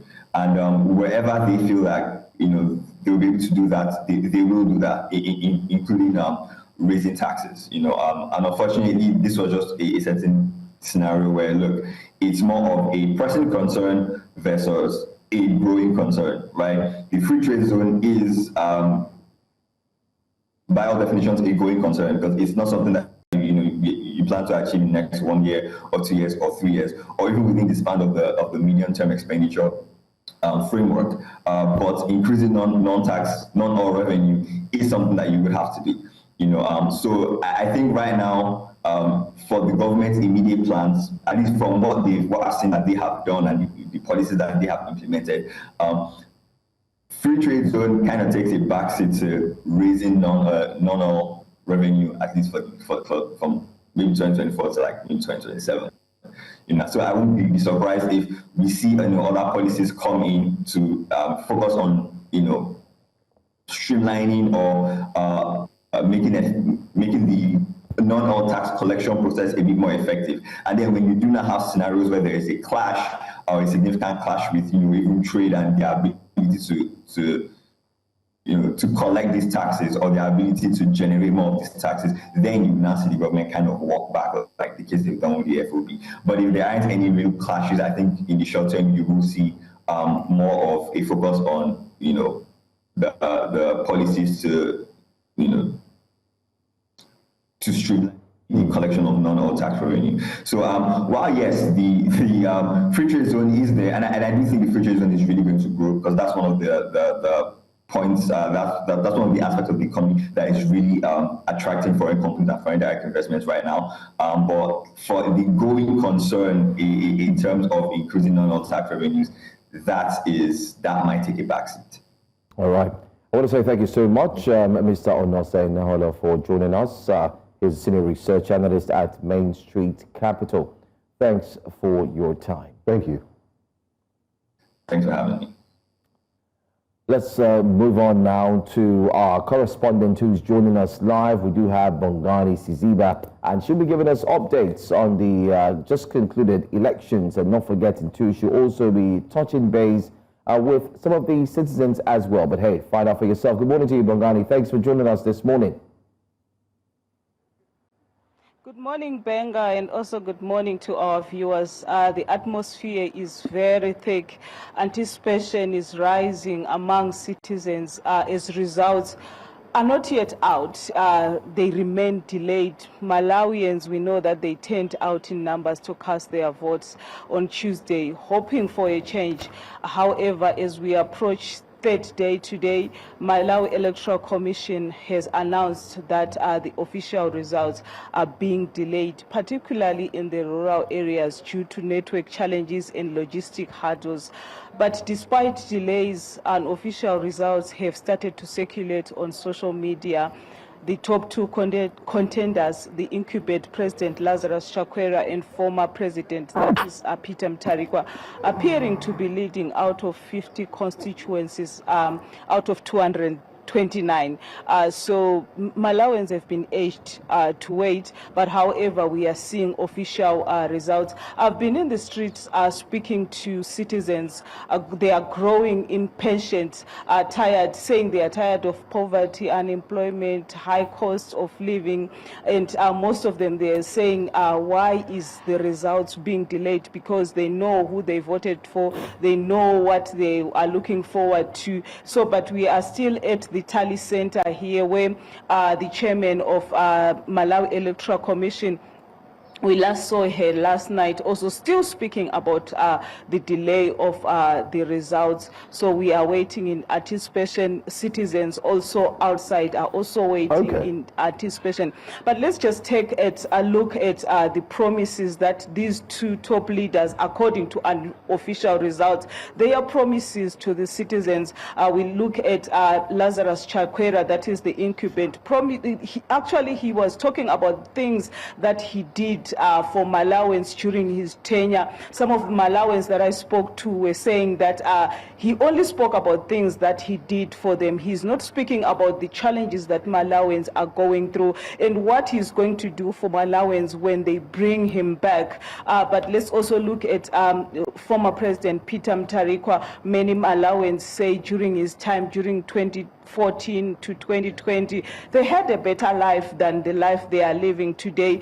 Talking of foreign currency, as someone was telling me that when you need foreign currency in this country, you have to apply to the bank 2 months, 3 months prior, so that you can get the foreign currency. And also during Peter Mutharika's time, they were saying that fertilizers were affordable. We know that Malawi is a country that is so dependent on agriculture. So now the prices of fertilizers are very, very high. And also they were talking about basic commodities. They could be able to buy maize meal, because here in Malawi they are also dependent on maize meal. That is one of their staple food, but now they are saying that it's not affordable. I also went to some shops just to check out the prices of basic foodstuffs. If I can tell you what I saw there, I couldn't even afford to buy a cold drink because it was very high, and changing it to dollars or to rands, it's something that you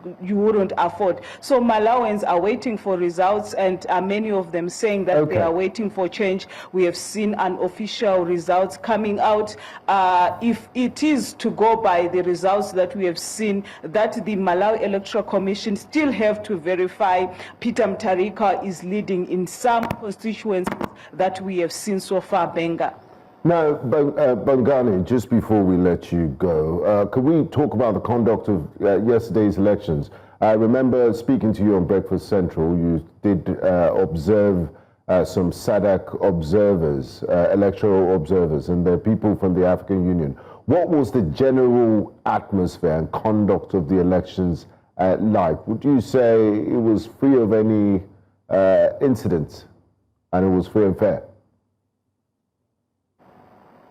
No, Benga, what we witnessed during the election day, that was on Tuesday, it was peaceful. Even now, it's still peaceful. People are going about their businesses, though they still they are talking, but it's very calm, very quiet. Like I said before, even on Monday, before the elections, it was very calm. You wouldn't think that the country is going through elections, because I didn't see any posters on the streets campaigning posters. Even now, I didn't see any campaigning materials on the streets. I haven't seen people wearing regalias of their preferred parties, like we always see in some countries, whereby we see a group of people are just being unhappy, especially now that their frustrations are high, people waiting for results. We haven't seen any groupings of people to show that they don't like what is happening. They are in their houses, some are busy with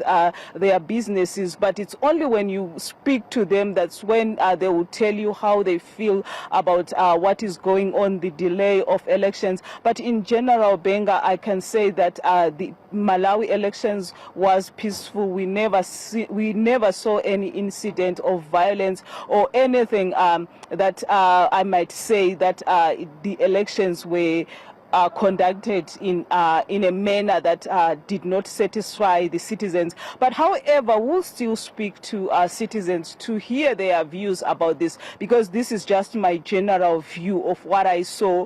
But as citizens, I'm sure they have also their own general view about the elections, but it's quite peaceful. We've been going around Lilongwe town, very peaceful, very calm people. One thing about Malawans, they are very calm and very eager to help you if maybe you don't know about things. If you approach them, yes, English is a barrier here. Many of Malawans, it's not easy for them to speak in English, but they will communicate with you in their language. But they are very, very calm, very respectful, and very welcoming, Benga.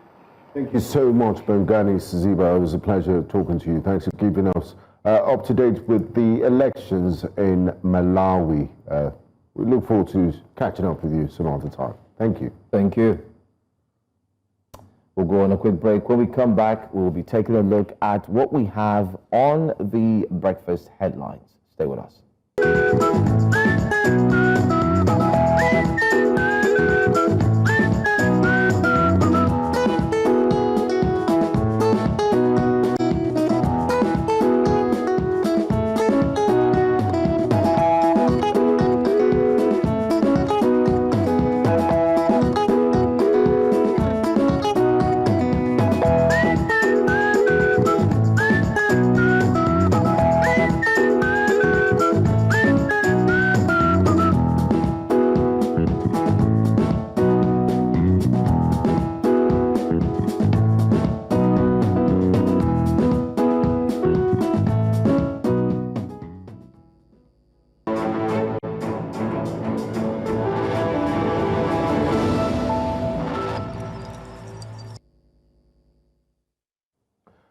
Hello, welcome to Breakfast Headlines. I am Binga Aborowa. We begin with politics in Rivers State, where Governor Siminalayi Fubara will today resume duties as governor of the state following the end of a 6-month emergency rule imposed on the state by Nigeria's President Bola Ahmed Tinubu. The president on Wednesday announced an end to the emergency rule he declared in March in Rivers State, March 18, 2025. The president also asked Ngozi Odu, the deputy governor, and members of the Rivers State House of Assembly to resume official duties. President Tinubu, who announced this in a statement he signed on Wednesday, explained that from the intelligence available to him, there was a new spirit of understanding, a robust readiness, and potent enthusiasm on the part of all stakeholders in Rivers State for an immediate return to democratic governance. This, he said, was undoubtedly a welcome development for him and a remarkable achievement for the country. Meanwhile, the Minister of the Federal Capital Territory, Nyesom Wike, has hailed President Bola Ahmed Tinubu for restoring democratic governance to Rivers State by lifting the emergency rule imposed on the state. The minister, who said the president has once again demonstrated its total commitment to peace and sustenance of democracy in the country, said his proactive actions saved the state. The FCT minister said the president's intervention has further restored the confidence of the people of Rivers State in his leadership. The Independent National Electoral Commission, INEC, has reaffirmed its commitment to promoting inclusive democracy with a focus on increasing women's participation in politics and leadership. INEC Chairman Professor Yakubu Mahmood made the remarks during an advocacy visit by the Women's Collective Forum at INEC headquarters in Abuja. He highlighted that women already hold more than half of the Commission's departmental leadership posts, reflecting INEC's role as an equal opportunities institution. The visit coincided with the International Day of Democracy, emphasizing a 2025 theme, Achieving Gender Equality from Voice to Action. Now to some sad news. 10 people have now been confirmed dead in the fire that engulfed Affluent Towers on Lagos Island. The victims included staff of United Capital and Federal Inland Revenue Service who were trapped when thick smoke spread through the high-rise building after the blaze started in the basement inverted room on Tuesday afternoon. Emergency responders rescued 9 persons, reviving 5, while 4 others remained conscious. The tragedy has plunged broad streets of business district into mourning as United Capital prepares a memorial service for its employees. Authorities say investigations are ongoing to determine the exact cause of the fire. Away from electoral matters, or rather, we now move to educational matters. The National Examination Council, NECO, disclosed that 38 schools in 13 states were involved in homeschool cheating during the conduct of the 2025 Internal Senior School Certificate Examination. Announcing this during the release of the 2025 Internal SSC, the Registrar and Chief Executive Officer of NECO, Professor Dantani Wushishi, said that 9 supervisors were recommended for blacklisting due to poor supervision, aiding and abetting lateness, unruly behavior, assault and insubordination. He disclosed that the schools involved in whole school mass cheating had been invited to the council for discussion, after which appropriate sanctions will be applied. Dantani described the 2025 internal SSCE as one of the most successful in recent times, adding that the result is being released 54 days after the last paper was written, I beg your pardon. Meanwhile, Kano State has emerged as the best performing state in the 2025 National Examination Council Senior School Certificate Examination SSCE for internal candidates, marking a historic achievement for the state and its educational system. The announcement was made by the NECO Registrar, Professor Ibrahim Wushishi, during a press conference in Minna, Niger State.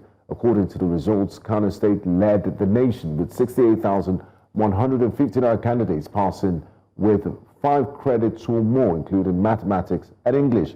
Kano's performance eclipsed that of other states, with Lagos and Oyo trailing behind. Lagos State came second with 67,007 successful candidates, while Oyo State placed third with 48,742 candidates. Strengthening ICT and computer education has once again been emphasized as the Ofom Essential Global Foundation, in collaboration with Reverend Samuel, donated a 20-capacity ICT laboratory to a government secondary school in Gwaripa, Abuja. Speaking during the commissioning, the donors decried the lack of access to computer facilities in public schools, which they say has created a literacy gap between public and private school students.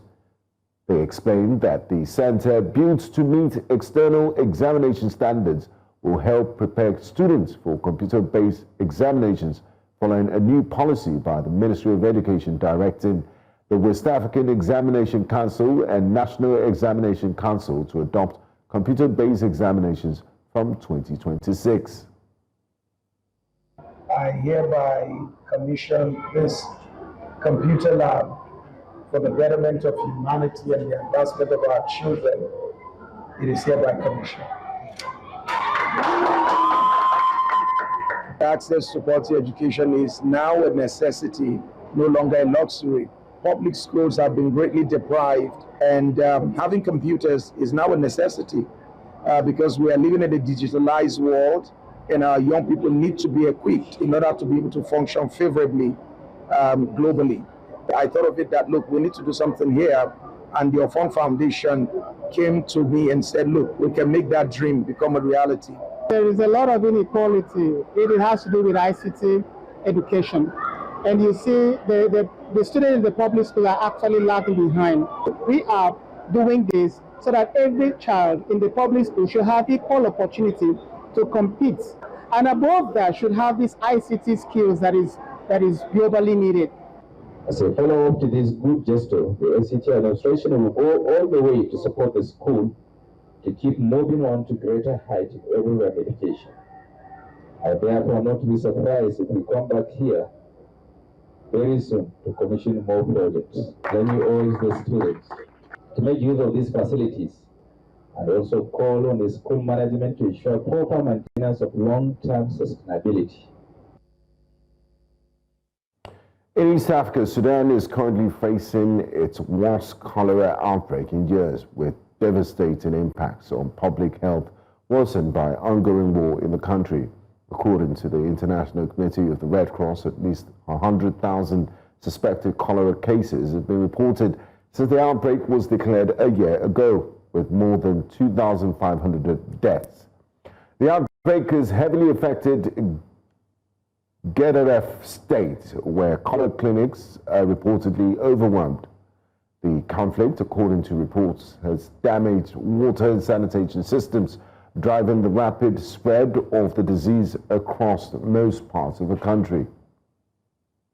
But the situation remains urgent. With the rainy season underway, the risk of new cases is high. So quick action and coordination are essential. أغلب الحالات بيكون مثلا ناخذ لهم أكل من برا البيت أو مثلا نتناولوا موية ما معروف مصدرها وين، ما مكلورة. مرات بتجينا حالات من مناسبات، فأغلبها بتكون ياهو الموضوع تناول أكل من برا البيت ما معروف طريقة تجهيزه كان كيف، وكانت السبب إنه يجي مسحال ماي أو تجيم كوليرا. And that's all on Breakfast Headlines. I am Benga Aboroa. Breakfast Central continues shortly.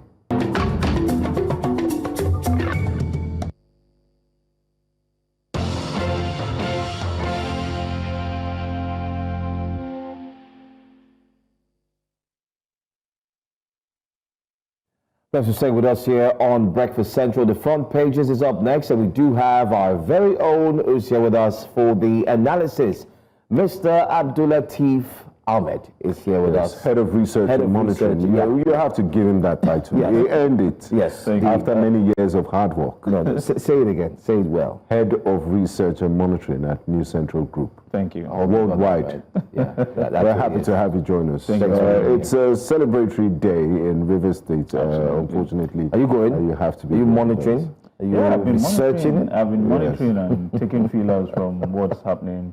And that's exactly what the headline of the Punch is screaming. And I'm sure a lot of the newspapers will also have this headline up. Emergency rule, winners, losers. Can we have the front page of the Punch newspaper up, please?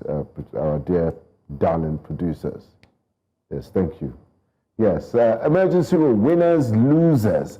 As Tinubu reinstates Fubara, President justifies action as over 40 court cases pending, cautions governor on good governance. Wike says Rivers will henceforth witness peace and progress. 6 months wasted, Rivers elders lament. And on top of that, we have SSE NECO probes mass cheated in 13 states. This is what you call educational Yahoo. And federal government, state, local governments share 2.2 trillion naira August revenue. That's from the FAAC. Cash transfer.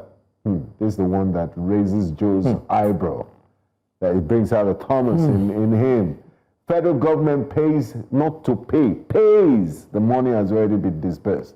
330 billion naira to 8.1 million households. And then UK bilateral trade hits 16 trillion naira. That's a huge one from the British envoy.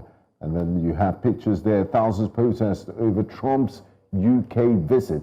And federal government returns history to basic school curriculum. They've also introduced Mandarin as a subject in secondary schools. So you expect Nigerians to be Let's start with Mandarin. Ni hao ma. Ni hao ma. Ni hao ma. Ni hao. Ni hao.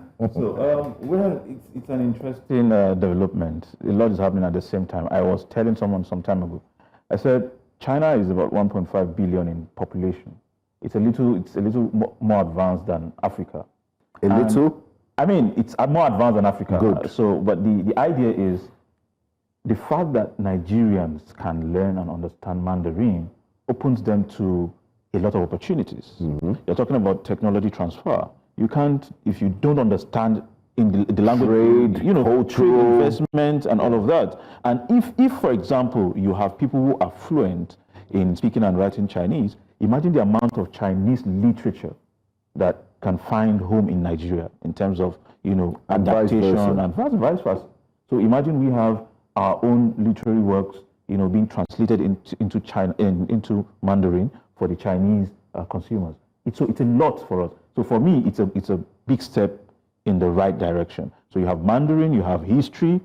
A lot of Nigerians make a lot of, you see arguments online, you can tell that there are some Nigerians that are cut off from some of our historical past.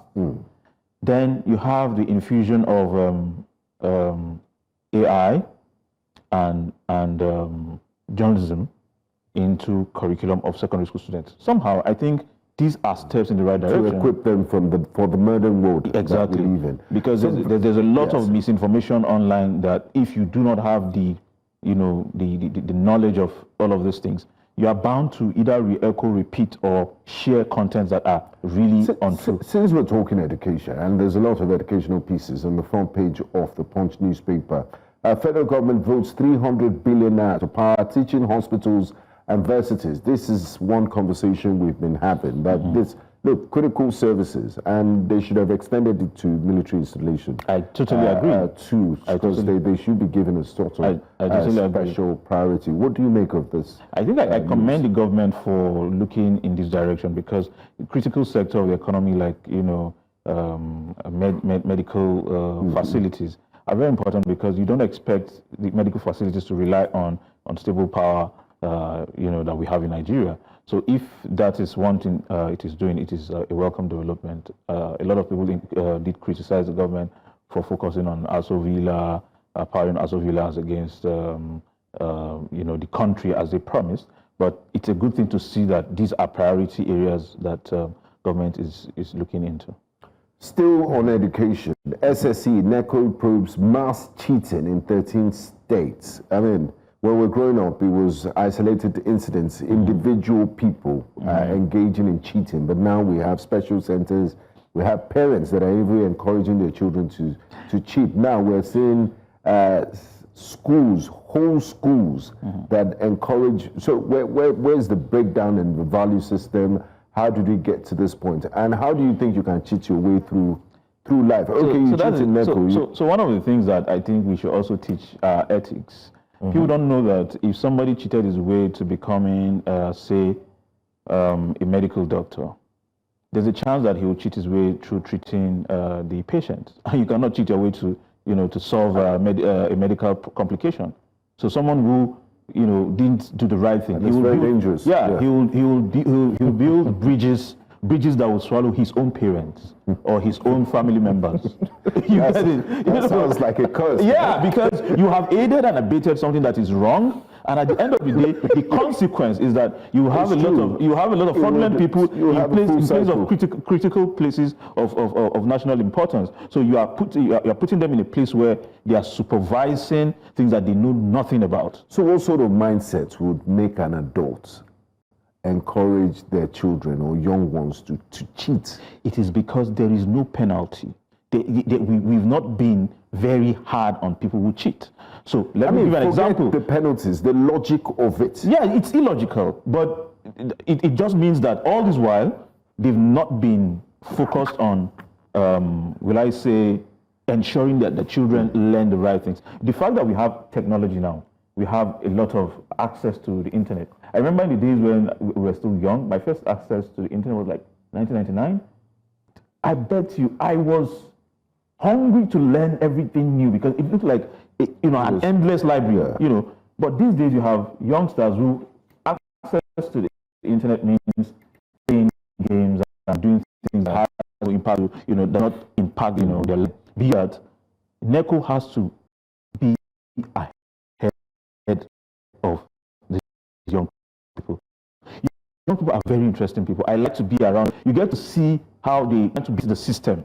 See how they try to be faster than how we did things in our times. NECO and their officials should deploy technology to intercept some of these criminal tendencies. For example, people want to cheat in mass. A school that wants to cheat, for example, will be difficult to do that if, for example, the numbers on the papers or on the numbers allocated to students are not serial.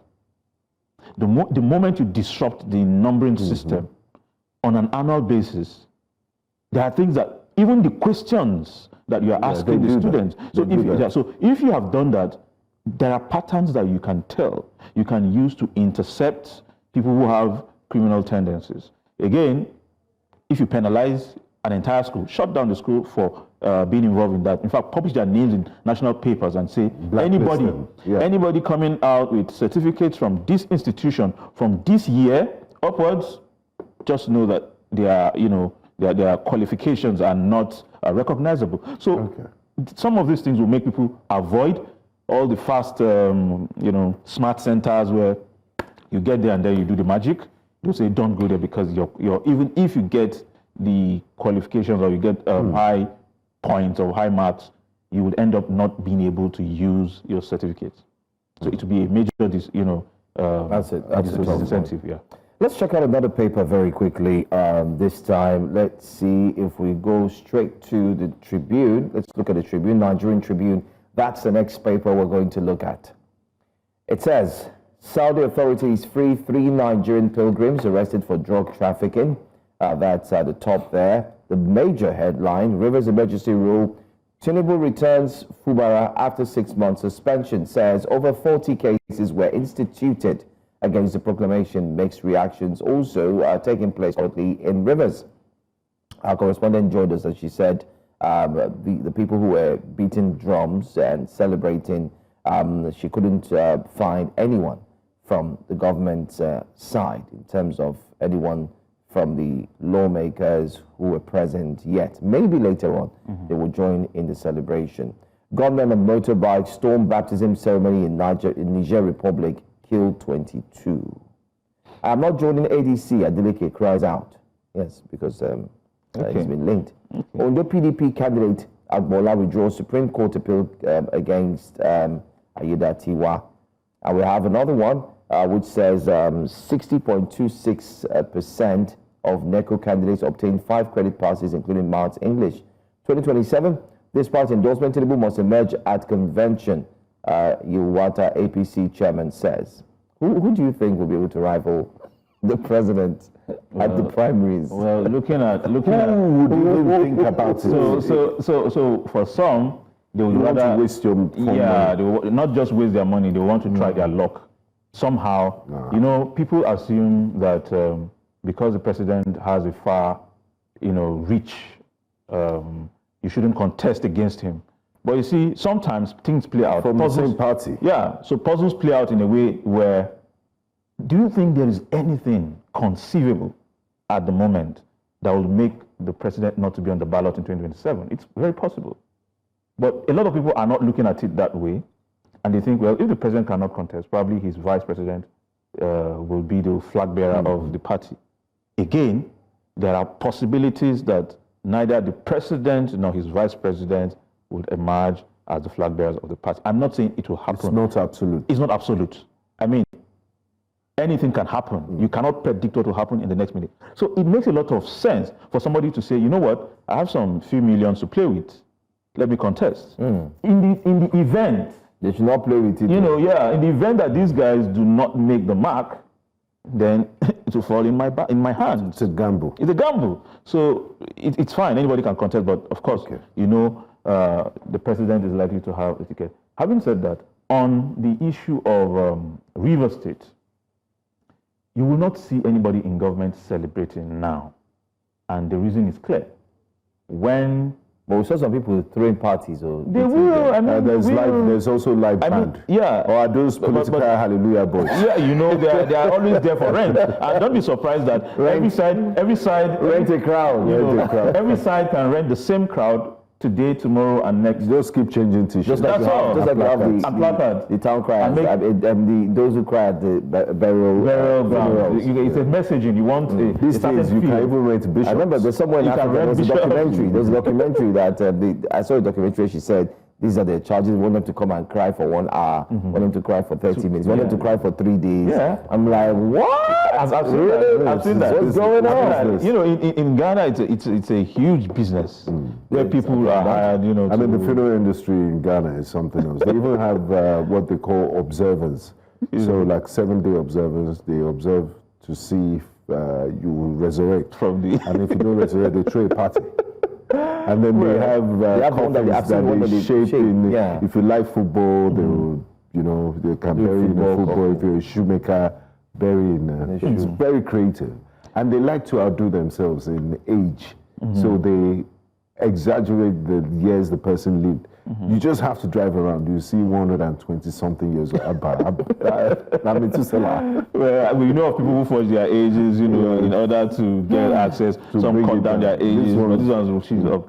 Anyways, on Rivers, I'm not done. On Rivers, we want to see a return to full democracy. One, the governor will get there now, probably with the mindset of saying, you know what, I was away for 6 months. Now that I am back in the saddle, can I just sack all the people who have been appointed? Can you do that? No, so hold on.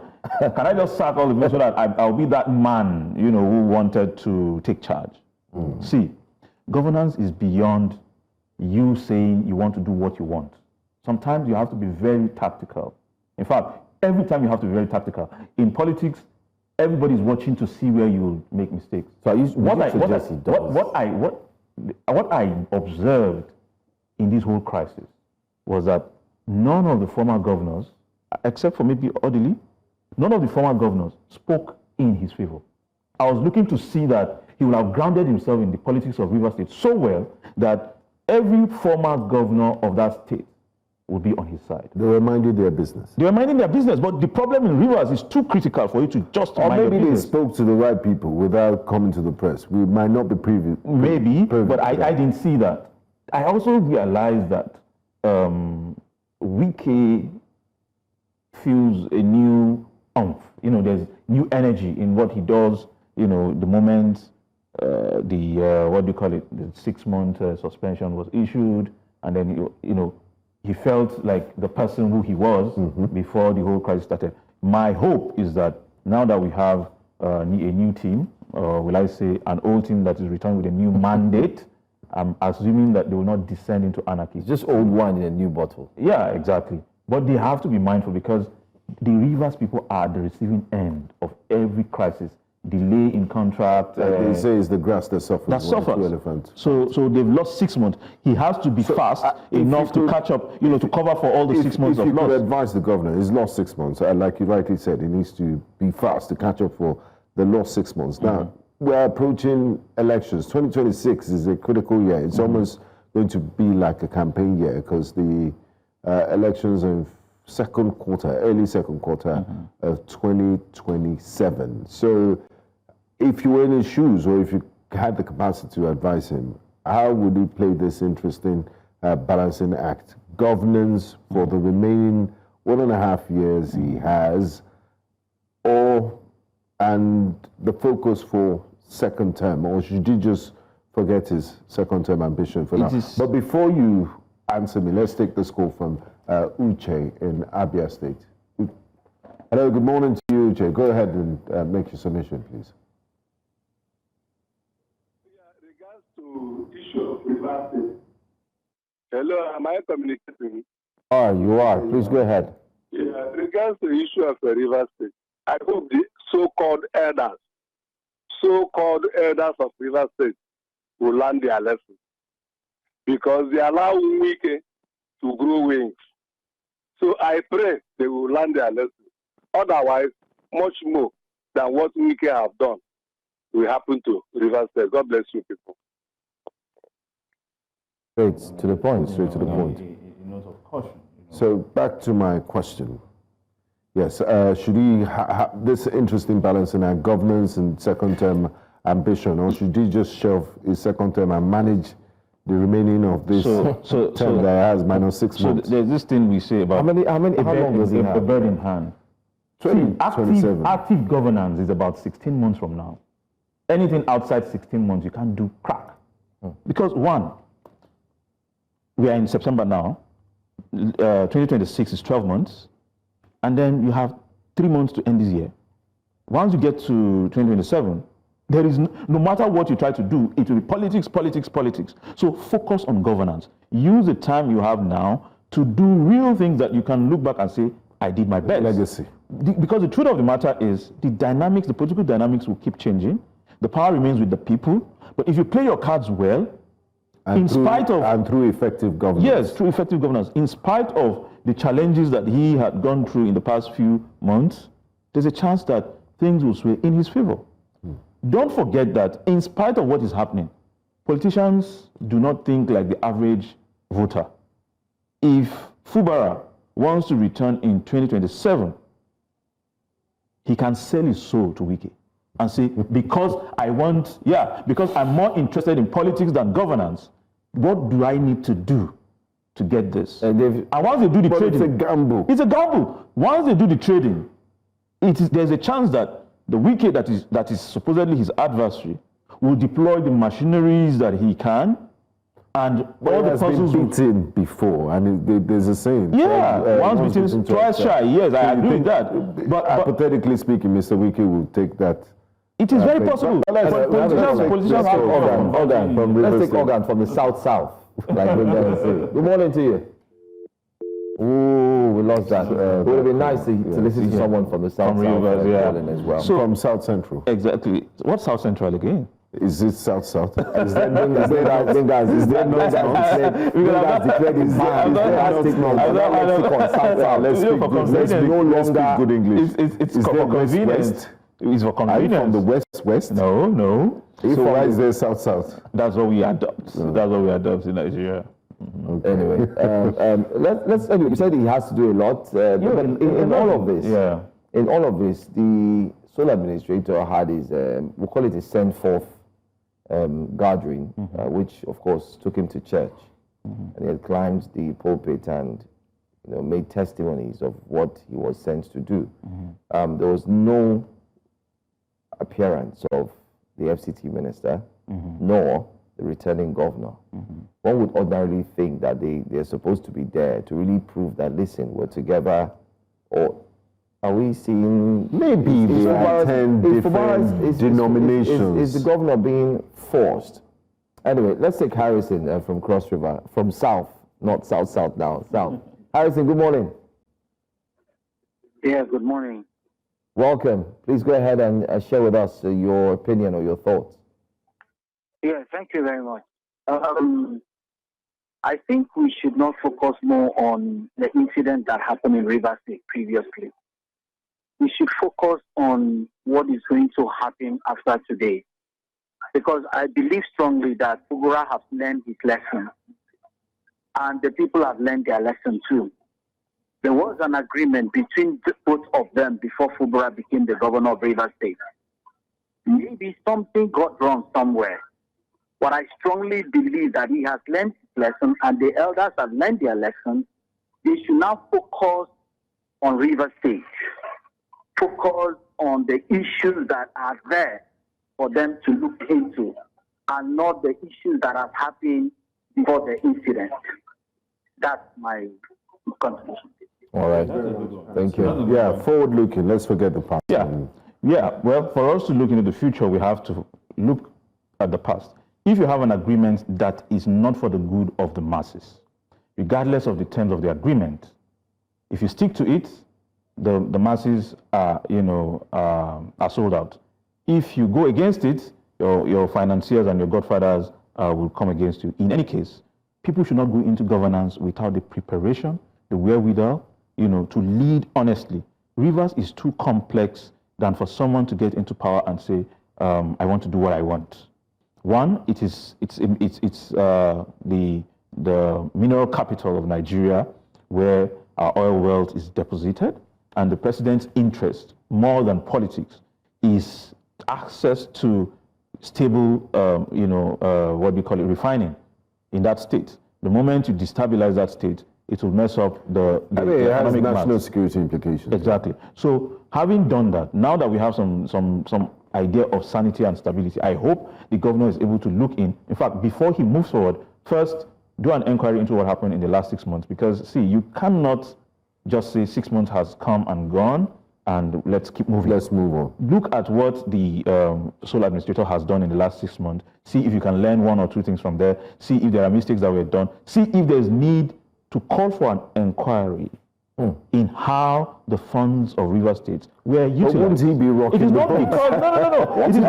boat? It is not because he has something against. But he has. Do we know the agreement? It's not about agreement. Exactly. It's about no. When you put what if the agreement is that he should not do that? Yeah, he shouldn't. Who said? I mean, are we privy to well, what I know is that the fact that he's been there for 6 months, if you do not check what he has done, I'm not accusing the sole administrator. Yeah. I'm saying that it is good to check. In fact, it could even come out as a thing for commendation. But is it necessary? It is necessary. It is necessary. The National Assembly Committee performed oversight duties over the sole administrator. It is good to see what they did.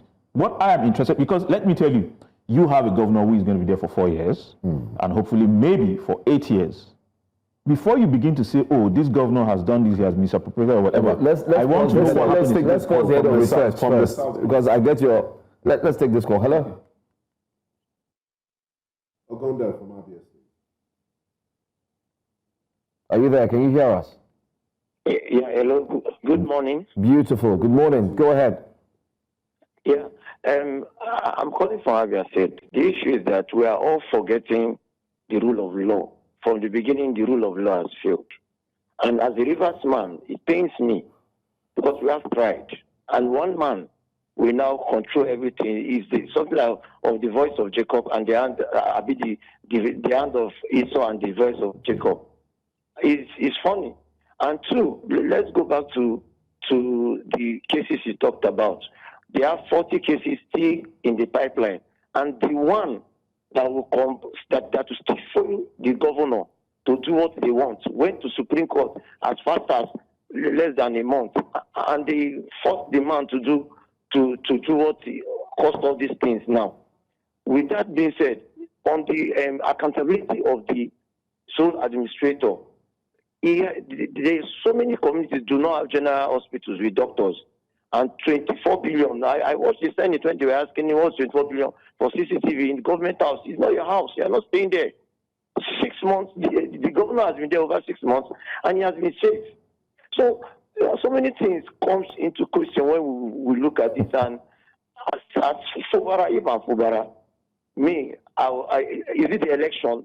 It said that PDP suddenly went to APC because somebody is backing the Bekeled APC, when even there's a court judgment giving the Woko challenge APC against the which has a court judgment that they are the real APC leadership. But now they conducted an election under 40 days. And the Constitution, when one of your presenters that you presented this morning, I was watching it, he was wearing a white shirt. He was talking about Section 3 of the Constitution. Even if you suspend the state, declare a state of emergency, you can't suspend the governor and the deputy. It's in one section, is this Section 86 or thereabout of the same Constitution. So what are we talking about? This is precedent. We are setting a precedent for the future. Some of us will get there and take laws into our hands. I hope we are all ready for that future. Thank you. Thank you so much. Thank you for your contribution. Lateef, yeah. I don't know if you want to take it from where he's yeah, I mean, he's spoken well. Sometimes in fact, he agrees with my thoughts that you need to look into what the solar industry has done.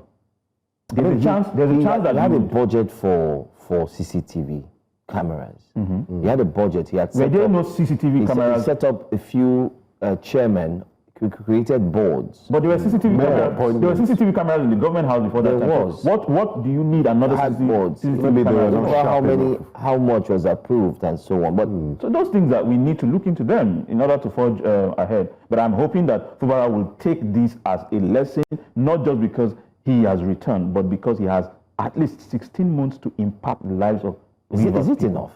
It's not enough, but that's what he has. But don't forget that, like Benga highlighted, don't forget that from next year, campaigns have... Yes, but what I'm saying, what he can legally do within this time frame. You see 40 cases in court. Some will involve him, some are for him, and some are against him. If he's distracted by... If he's chasing shadows, if he's probing what energy and time do you have for governance? You don't need to spend more than a month to probe. And there's distractions. They are not distractions. You just need to be sure that the way you kept your coffers are intact. Okay. Because now to the River State. The River State people need to know. Don't forget that he had a working team. Let me use the word. A team was working with a group of people, a set of people in his political cabinet, in his space. But now it's been upturned. It's been changed, rather. You now have 27 lawmakers coming back. You also, it's like reinstating what he met, because remember the FCT minister said he was breaking the institution that was put in place. So as he now, he has to work with the institution. Yeah, so sometimes I even think Fubara played his card too fast. You don't like your godfather anymore because of one thing or the other. You need to be smart enough to ground yourself in the politics of River State before you say, you know what, I'm taking the long fight. But you started too early. You were not rooted. Your commission, I mean, even the State House of Assembly, you had only 6 or 7 members on your side. It is a mathematical impossibility for you to defeat 25 people. You understand? You will have warmed your heart and mind into the heart of the large, a majority of the lawmakers, and then you will be in full control of your commissioners. You will have ensured that you have the buy-in. I'm sure he's learned this lesson. So 6 months away from because he didn't learn. He didn't learn before he became governor. He thought, okay, I can flex my muscles and be the man of my own so that I can do what I intend to do. He was too fast about that. And then that's why he crashed. There are key takeouts. I mean, maybe we'll have that special on breakfast here, the key takeouts. One of it is, you see this red pen, this is what they are looking for. I don't know, have they gotten the red pen now? Don't know. Nobody knows. But there's also one of the commissioners he had appointed who appointed 110 SAs or aides. These are the things that I'm talking about. The SAs, for example, will be paid. What money? Rivers money. Anyway, let's quickly wrap things up. Daily Times, just to run through questions on negligence raised as fire exposes UBA's fatal safety gaps. Why UBA? UBA doesn't know that. I don't know. I really don't understand. Towers. And UBA put out a press release, which was very, which was devoid of empathy. Yeah. No. I mean, UBA, they put out a press release, a statement mourning the death. They lost 2. Oh, yes. I think UBA lost about 2. That FIRS also FIRS 4. And so almost we had a total of 7 persons dead, mostly at the hospital where they were rushed to. So it's a case of, anyway. It's a sad situation. But then again, quickly, Daily Times, again, insecurity, 420 Plateau communities attacked in 24 years report. And not forgetting we also have Nigeria, one of the biggest beneficiaries of Brexit, UK envoy says, And that's all the story, basically. The big one, Keyamu says over 95% Nigerians fly foreign airlines in absence of national carrier. That's why you don't need a national carrier. You get it? No, how do you even get to your destination if you don't have a... If you don't get it. There's no domestic airline flying that to that place. Sometimes to move forward, you have to move back. What happened to what was former aviation minister's name, Sirika? Hadi Sirika, what happened to him? I mean, I think you need to join the FCC. You like to probe. You have to check what happened. Yeah. That's the only, because if there's mismanagement of funds now, it will be built on the fact that somebody mismanaged funds before and there was no consequence. Mr. Abdulatif, only you want to Hadi Sirika has come out to say that he's going to write a book. Write the book. And he's stating that he's going to tell it all in that book. Who's going to do that? That he didn't take Hadi Sirika. Who's going to buy the book? Abdulatif, thank you for coming. Mr. Abdulatif Ahmed, thank you for joining us. I'm Joe Hansen, thanking you for joining us on a Thursday morning. Tomorrow's another day. Olive definitely will be. Shout out to Olive. Happy birthday. Shout out to you. We don't miss you, by the way.